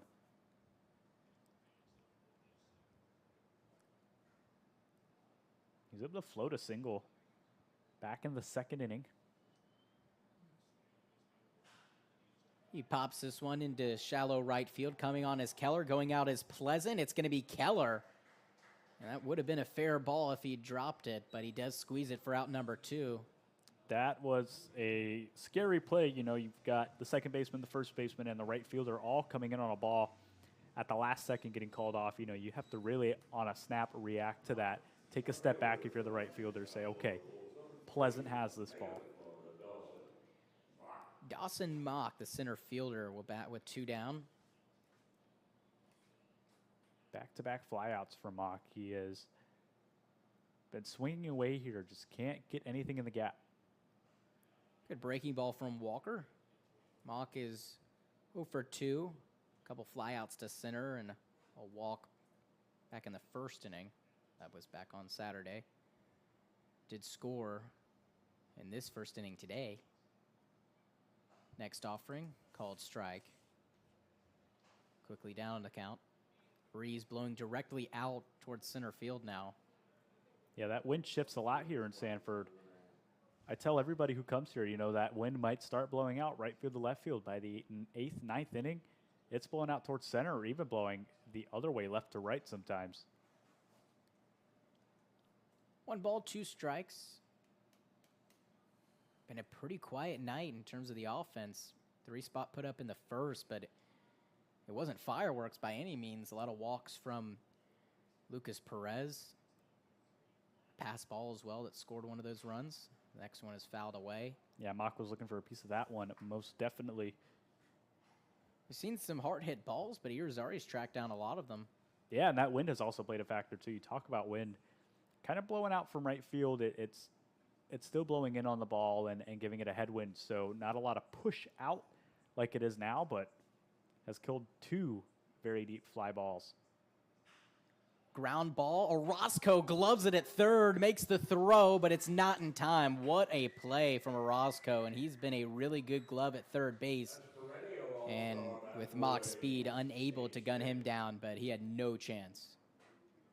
And Mock showcasing that great speed there down the first base line as the head coach, Rich Billings, will come out and make another call to the bullpen. Yeah, Coach Billings seen enough of Tanner Walker, and that infield single from Dawson Mock spoils the clean 1-2-3 opportunity for the Lightning. They have not had a clean 1-2-3 inning so far in this game, and we'll have to wait for their first one. It looks like Blake Tipmore is going to come on to relieve Tanner Walker. We'll tell you more about him after this break.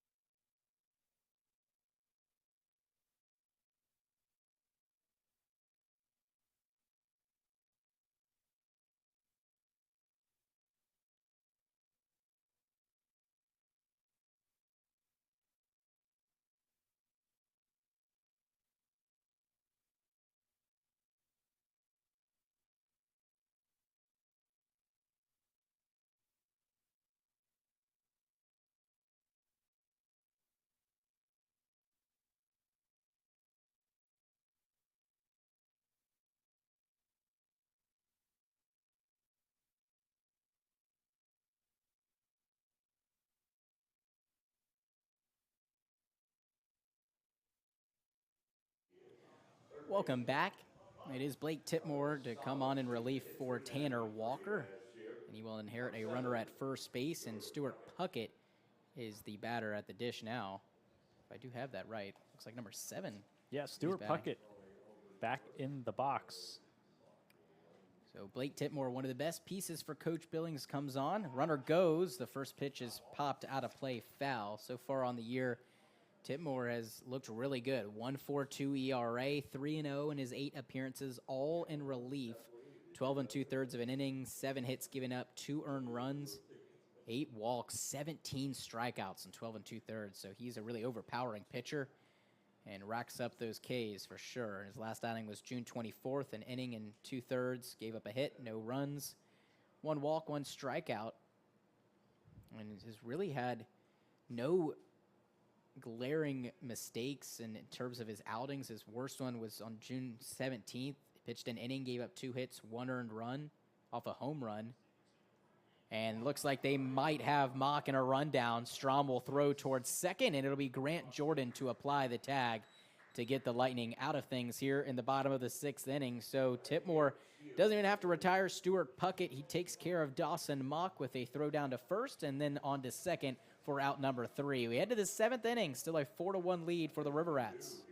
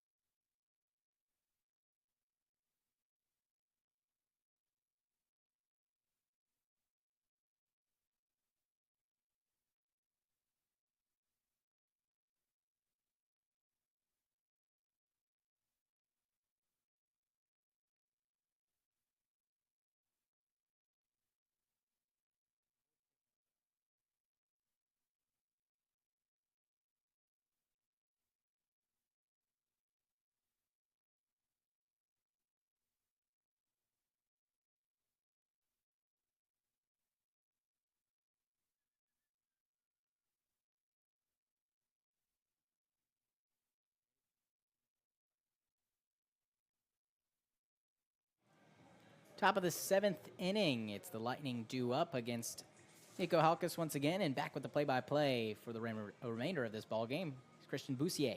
Yeah, thank you, Vic. Look, I want to talk about Dawson Mock for a second. He was going for number 29 there, stolen bases. That is creeping up on the league record. He's still got a ways to go, but he can crack the top 5 with 47 stolen bases. 59, the league record that was set back by Daniel Sweet. Man, that is just a ridiculous amount. I mean, that's almost 2 a game. 59, you said, was the record? 59 is the record. That's a career record. I will get that season record. Meanwhile, this is a ground ball to third, scooped up by Puckett. Throw to Lopez for out number 1. He also used to play 40-plus games a season. Yes. And so with 1 away, 35 was the most stolen bases. That is the season record set back in 2007 by Steven Irvine. So he is really getting close to that season record. And that was back when they played more games. So it really shows just, or excuse me, less games, I believe it was actually. I think it was more games. Was it more games? Yeah, they played You're right, more games. more games. But you know what? I think that's still pretty impressive because you play more games, you might not actually play in all of those games. Right. So that takes away some opportunities and just might get burnt out a little bit towards the end of the season. But to keep up that pace, I mean, that's really impressive. Nonetheless, Mock creeping up on some Florida League history. Definitely someone you want to put on your pegboard there to keep an eye on. Meanwhile, Leesburg already down with 1 away. Still trying to work their way back with Bullen, who is 0 for 2. Big cut there. Yeah, and it's interesting. The leadoff batters haven't really worked out. They've actually been retired both times in the 5th and 6th. Caught stealing from Reed Snyder. A double play off the bat of Pleasant, which took away Irizarry's leadoff single. The Rats have just done a great job at killing the threat. He gets a good piece of this one, but he's under it, pops it up. Mock making the grab, out number 2. And yeah, look, that was a hard hit ball. It sounded hard hit, but just under it. Yeah, and going back to the gameplay for the Lightning, it's just a shame because the pitching has done a really good job after Perez struggled in the 1st inning. Have to remember he came into a 2-on, nobody-out situation. So, them scoring 1 or 2 runs obviously would be better and maybe more what you would not expect, but maybe more what you would hope for. But 3 runs, it's not the end of the world by any means, and that's just it's something you have to come back from if you're the Lightning offense, and they haven't been able to do it today. And yesterday, the 6 errors. You've got to find a way to win the ball game if you're the offense for the Lightning. I know the Suns put up 7 runs. That's a good bit of runs, but the Lightning put up 6, and they probably could have put up closer to 10 if they took more advantage of opportunities. It's Orozco, 1 for 2 today. Facing Halkus for the first time. It's almost picked up by Babbitt there in the dirt.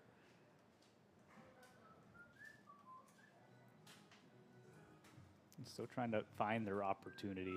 Like you said, Leesburg has had little glimpses and shimmers of, bases loaded or runners on, and just can't walk them back and capitalize on it. Halkus with the 1-1. Ooh, Hotyan inside. That's a hard pitch there. Yeah.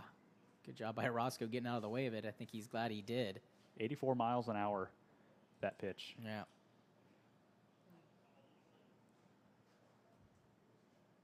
Halkus winds to 2-1. Ooh, a breaking ball. Yeah. And again, just snapping right out of the zone. Yeah, you go from 84 to just under 70 miles per hour. It's really tough for the hitters to pick up on. If you can find it in the zone, it'll be really difficult for Roscoe. 3-1 gets them to swing and pop it up. King. And Mock calls him off. It was just shy of the warning track. Mock making the grab in a 1-2-3 inning. A deep fly out for Roscoe. Keeps the game 4-1 from Sanford.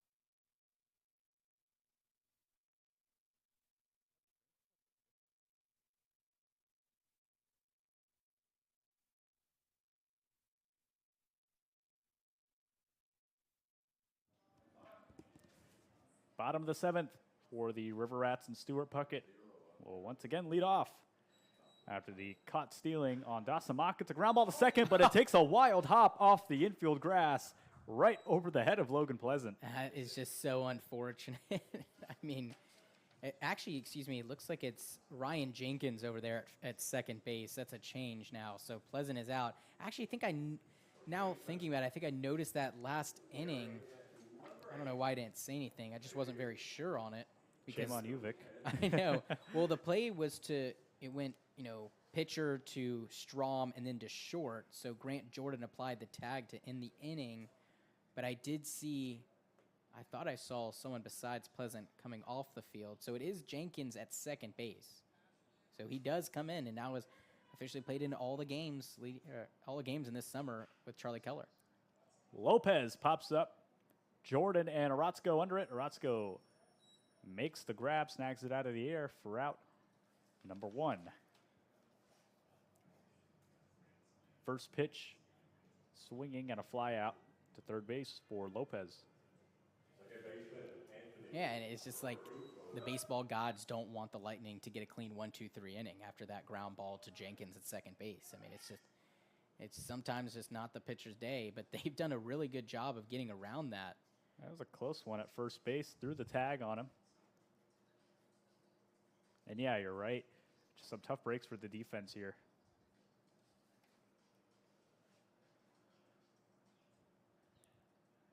First pitch swinging, first pitch fouling for Rocco. Robert, this is Singled his last time up back in the 5th inning, and a hit by pitch in the first inning. And a fly out to right field. Rounds off his slash line. As of now, the next offering to Rocco. Taken down low. second for Ledger Pleasant. Ryan Jenkins is in at second for Ledger Pleasant. Stuart Puckett with, some sneaky speed there. A bigger build guy, third baseman, but can turn on the jets when he has to. That one fouled back again from Rocco and off the top of the stadium.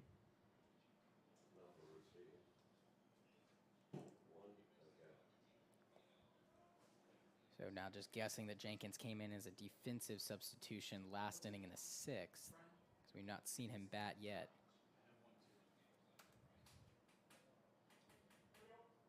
That wind again shifting directions. He was blowing out the center, again blowing out towards right field. These outfielders are not going to be able to catch a break on those fly balls. They've got to adjust to the shifting weather here.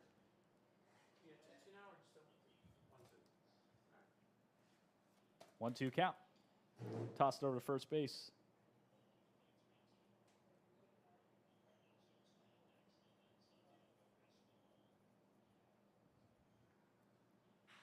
On the ground, the second. He flips it over for 1, over to first base. And the 4-6-3 double play to get him out of the inning. Yeah, 4-1. Just what they needed. Lightning draw up another double play, or first double play, excuse me, by the Lightning, but another chance that a Lightning pitcher got to face the minimum, and Blake Titmore a good job at inducing ground balls and as fly balls as well. It is 4-1 your score from Sanford as the clock starts to tick down. Bottom of the 8th we go.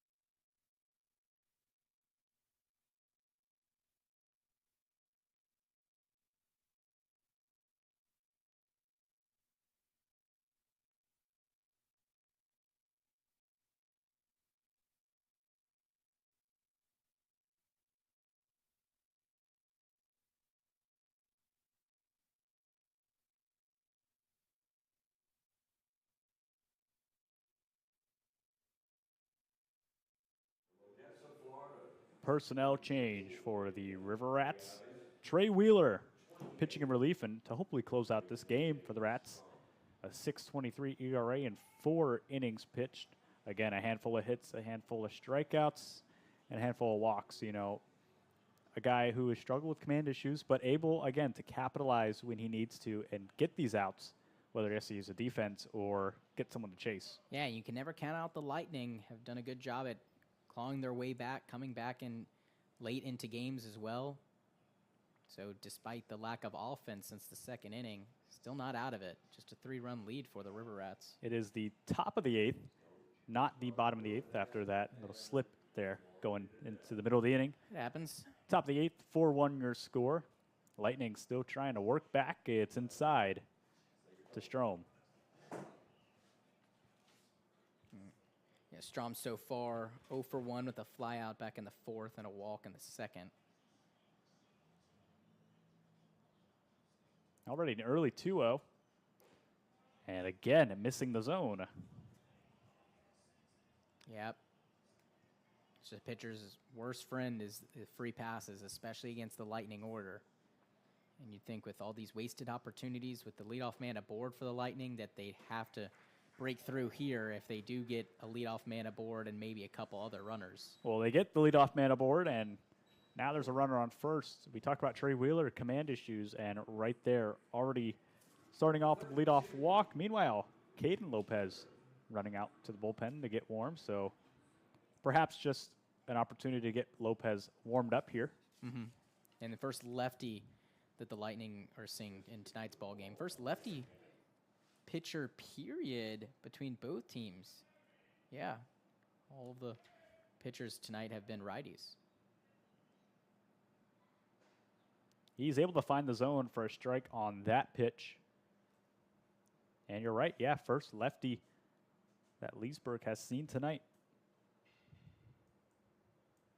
Snyder, one of the better hitters, hitting .292 for the Lightning. Love to see him show off that extra base hit power. Haven't seen it at all this season. Babbitt tried to sell that one, but it was low for ball number 1. And once again, evens out the count. The clouds rolling in, smothering what is usually a nice sunset here in Sanford. Yeah, it's gotten pretty dark. Stadium, yeah, the lights kick on. Don't worry about that guy over there. He ain't gonna run. Lefty checking first, taking a nice long look. Wheeler takes another peek, now fires. It's on the ground. Spiker can't come up with it. Rocco throws to first. He's safe, and they're all safe. Yeah, that's going to be an error for Rucco, and that's a costly one at that. Should be 2 down, bases cleared. Snyder's got some good wheels, but that was a patented 4.63, and big mistake that might come back to bite the River Rats. It's just the classic Rocco was looking to Spiker to just make the flip, had his eyes on Spiker, didn't even realize that the ball had popped out of his glove. Tried to make a last-ditch throw to first base for the out, and able to beat it out with the speed. 2 on and nobody away. A tying run at the plate. That's Snyder. Yeah, and Keller, the perfect guy you want up in this situation. Extra base hitting machine has the most on the team with 6. Keller's got 2 home runs and 13 RBI. Excuse me, 7. 5 doubles and 2 home runs. So he takes a called strike.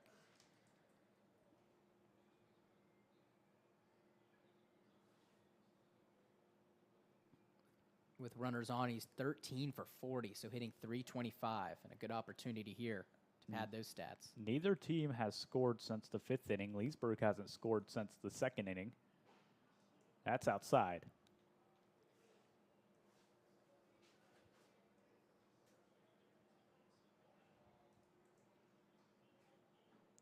Trey Wheeler is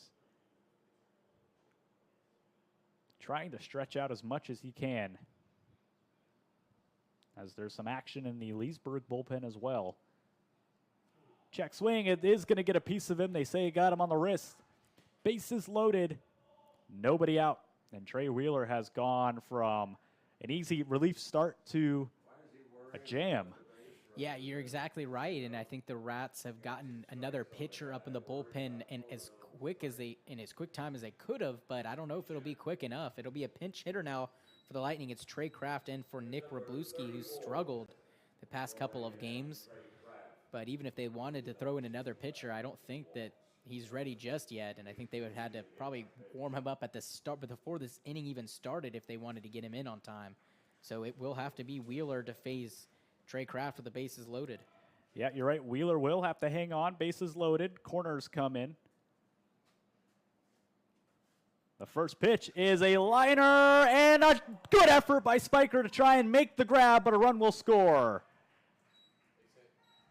It was a floater out there and almost found the gap. Spiker reaching, stretching, jumping, but over the head. Yeah, really great effort by Spiker. I thought that it was hit a little bit harder and was going to lay down no matter what. Good job by James Strom and Reed Snyder waiting to make sure that it was off of the glove of Spiker.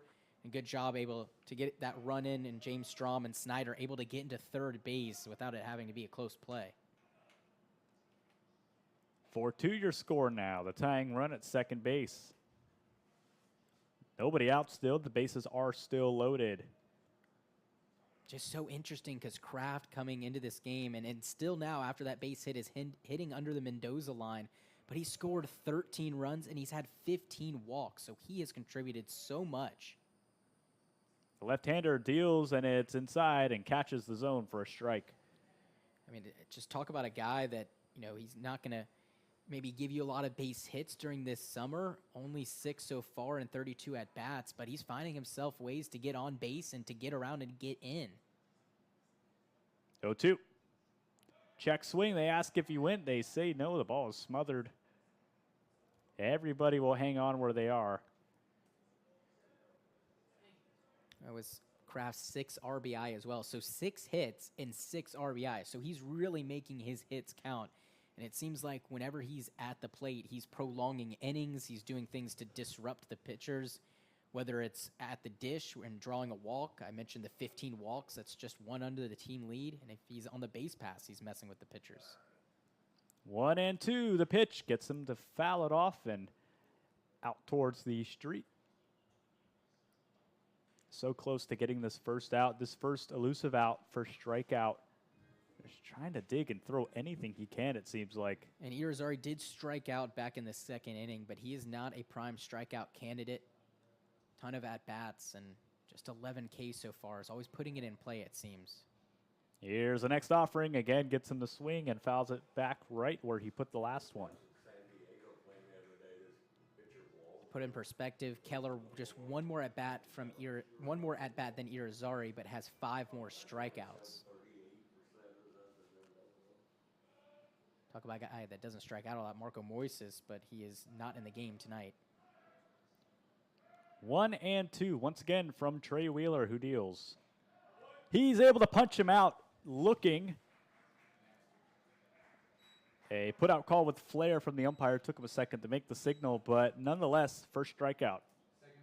Yeah, and second for Irizarry. Just not a big strikeout guy, but is fallen victim twice in this ball game. And I think one thing that didn't really help him was he's backing out of the plate when that ball was delivered and is making it look more like a strike than it actually might be.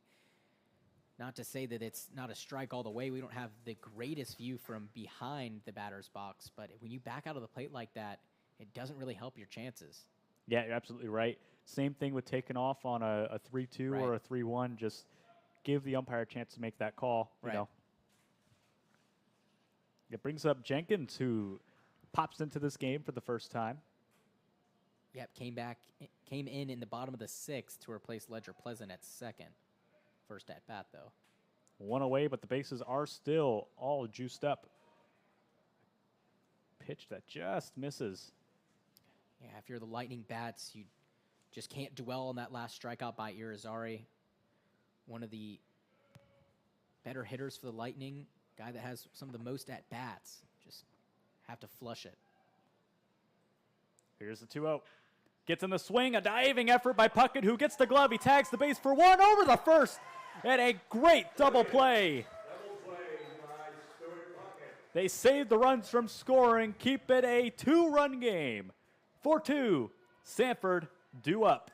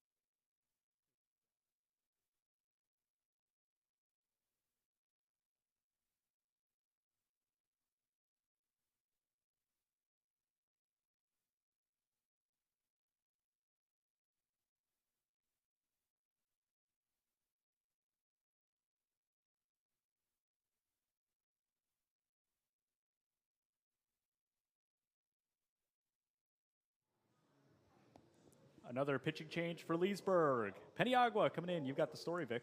Yeah, Peniagua has just been lights out. A .96 ERA. He's 1-0 in 8 appearances, all in relief. He's got 2 saves, 9 1/3 innings pitched, 3 hits, 1 earned run, 7 walks, and 19 strikeouts. A flamethrower, can get up to the mid-90s, and he's a big strikeout guy. So we'll be looking for a lot of Ks here, but has struggled a little bit lately with the free passes that have put some traffic on the base pass, but has done a good job at getting around that and locking in and being able to finish the game strong.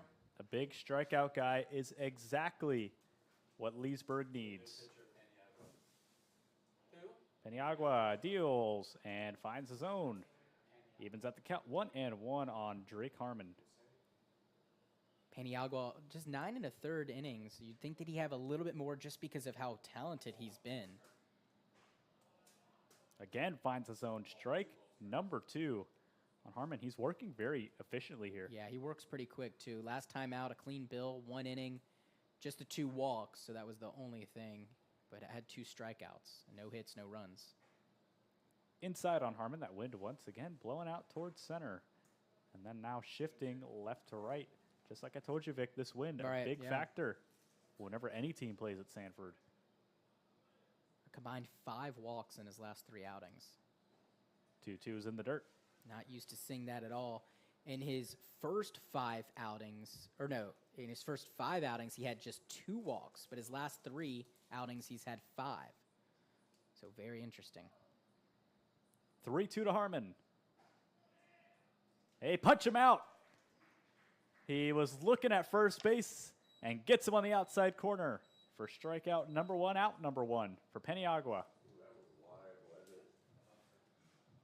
Yeah, all these fastballs in the lower 90s, but definitely can get up closer to the mid-90s if he really unleashes it.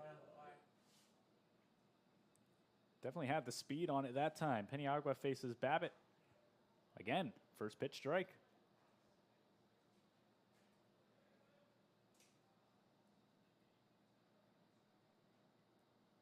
Sanford was cruising with a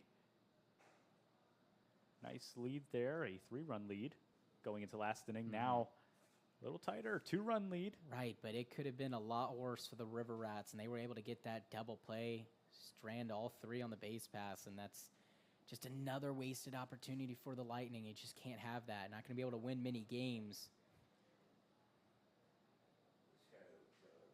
Yeah, you're right. Leaving runners on is, you know, an Achilles heel to any baseball team. You have to make sure you're getting these guys in if you're getting them on. Meanwhile, it's 1-2 to Trey Babbitt. Peniagua, the next offering. Gets him to swing, but get a piece of it that time and fouls it away.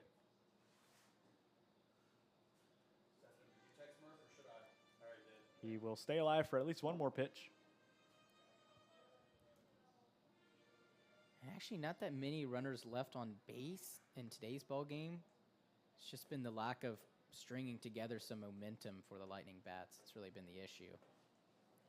That one got away from him. The breaking pitch came in at 72 miles an hour, but that's crazy.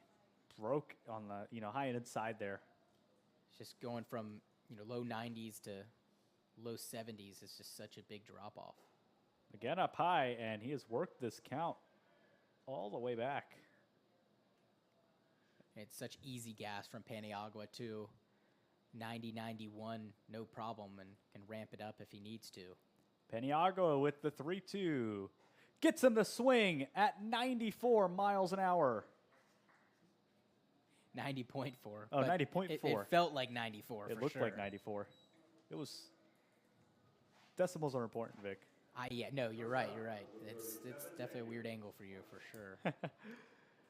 But yeah, I think that if he really needs to and he runs a fastball upstairs, he can get to 94. TJ Sokoros topped out at 94. He was the top of the charts, the leaderboard for the fastest arms in the Florida League, topping out at 94. I think one other pitcher also hit around 94 when they released that back the first week of the season. I do believe so. But Peniagua, I think one of his first times getting on the Yacker Tech here. That's what tracks all these velocities. So I think it might be, his first time being able to get tracked by the Yacker Tech. A lot of his games have come at home where we don't have that, and then a lot of the away games also don't have the Yacker Tech.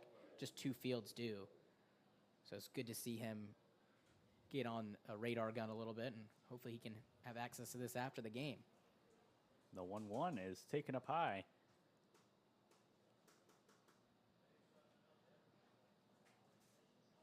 Two away, nobody on. Looking for a 1-2-3 inning. Back-to-back strikeouts. He gets him the swing. And another 2-strike count, 2-2.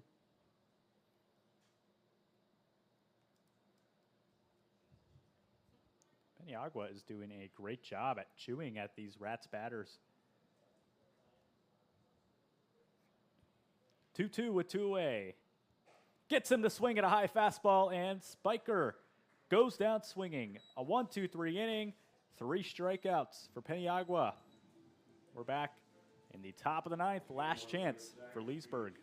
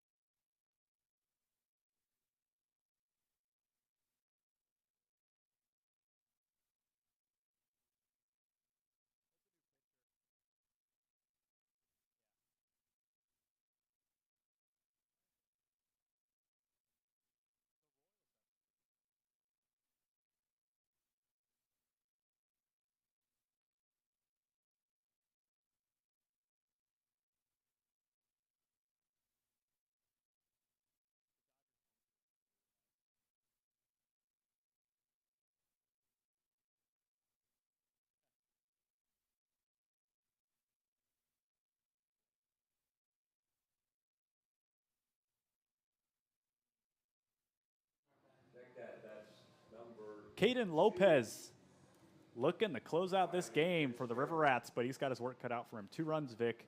4-2, your score, and a pinch hitter. Yeah, it's Riley Fitzgerald, and we really haven't seen him at the plate in a good bit. We've seen him more on the pitching side of things.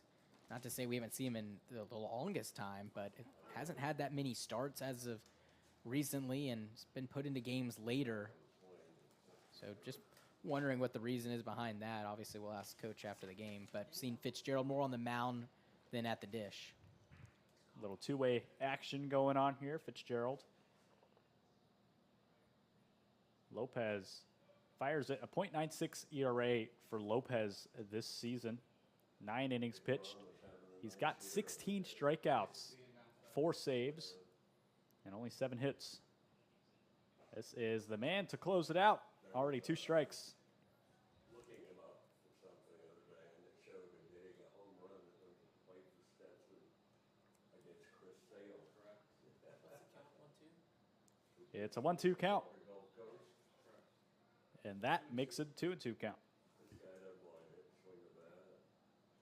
Had to ground the plate. Leesburg down to their last 3 outs. He's up to 93. Lopez fires again. Mid-90s for Lopez, too. 93, 94. Yeah, he's definitely bringing it too. One of the fastest pitchers that they've faced this game. 2-2 count. Lopez kicks, deals. Just misses low. Full count to Fitzgerald. Close pitch and a good miss from Lopez. Again, the 3-2. Gets him the swing and pound one out to King, who's in left field to retire it for out number 1. Good swing by Fitzgerald going the other way. Just got a little bit under it, not enough for a base hit. And just 2 outs to work with. Lightning have to string together a big rally here if they want to try to come back and make it interesting. It was a good effort to just poke one into left field, but yeah, like you said, just couldn't get on top of that ball enough. Lined it right into King's glove with 1 away. It brings up Jordan in the dirt. Jordan just a walk and a couple of ground outs. Still waiting for him to heat up at the plate. Yesterday did have 2 RBIs, one off a ground out and one from a sacrifice fly. Just 2 base hits and 22 at-bats on the season. That's inside. Almost got a piece of him there.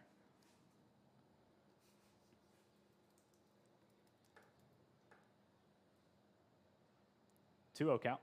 Lopez. Able to find the zone that time. Fastball. I took a little bit off of it that time just to reestablish the zone. 2-1. Gets him to swing right back up the middle. Lopez can't get the glove. Here's Rocco. Fires first. 2 away. Good backup by Anthony Rocco there. Lopez tried to get the glove on it. Popped right off the mound. Yeah, and it still had enough speed on it off the bat of Grant Jordan, and Rocco was able to get there in time and fire a strike to first base. And last hope in the hands of Cole Bullen. Bullen 0 for 3 today. He's due. And I guess 0 for 3 today and last week. Struck out back in the first, flew out back in the fourth, and flew out in the 7th.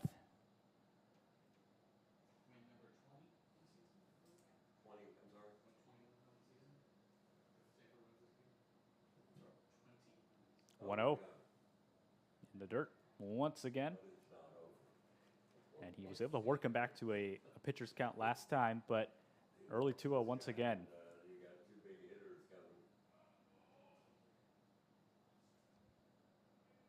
Lopez to Bullen, the 2-0. Again, reestablishing the zone. In first strike. Yeah, Bullen really got to fight now. Just keep this game alive. See if he can force Lopez to make a mistake. Gets him the swing, 2 strikes. Down to their last strike, their potentially last pitch here. Bullen trying to get on base, the tying run on deck.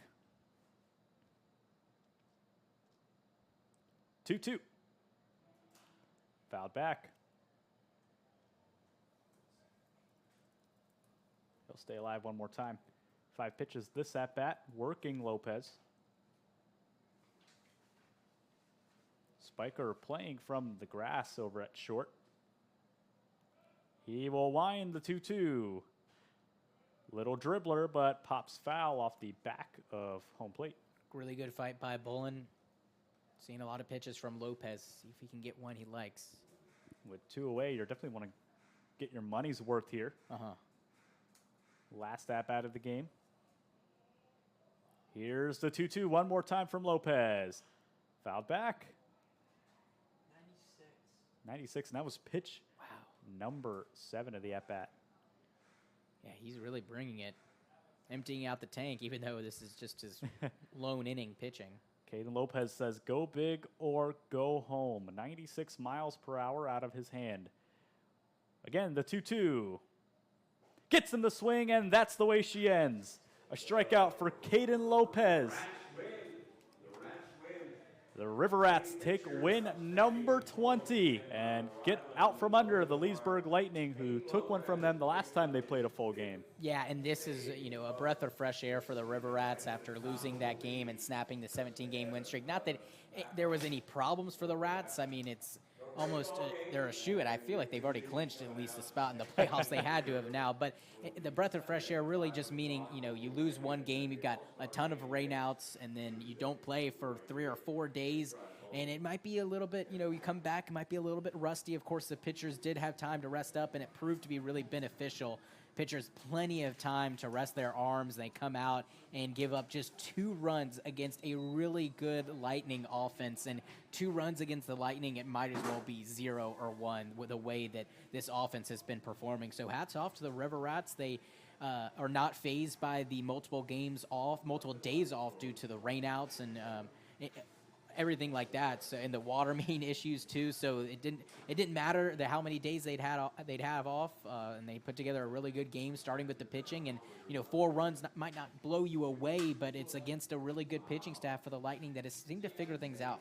Yeah, Bosenhard able to come in early, get exactly what they need out of a starter. Couple strikeouts, getting the velo, 5 innings, 6 innings, stretches it out. What an outing by him. Yeah, Bosenhard looked really good. Just the one blemish in the 2nd inning. But talk about all the jams that he got out of. A ton of opportunities for the Lightning that were shut down by Bosenhard. And then Halkus came in, Wheeler and Lopez slammed the door. All of them doing a good job of keeping the Lightning at bay. Despite giving up a lot of leadoff batters, I think that's the one thing that the Rats might look to work on. They were able to work around the leadoff batters getting aboard, able to throw strikes, fill up the zone, and get a lot of Lightning batters to roll over and to pop out too. Your final 4-2. River Rats take the win over Leesburg. 20-2 their record. And more baseball to come this week. From all of us at Florida League, Christian Busse, Vic Maslia, my partner in crime tonight. We'll see you next time.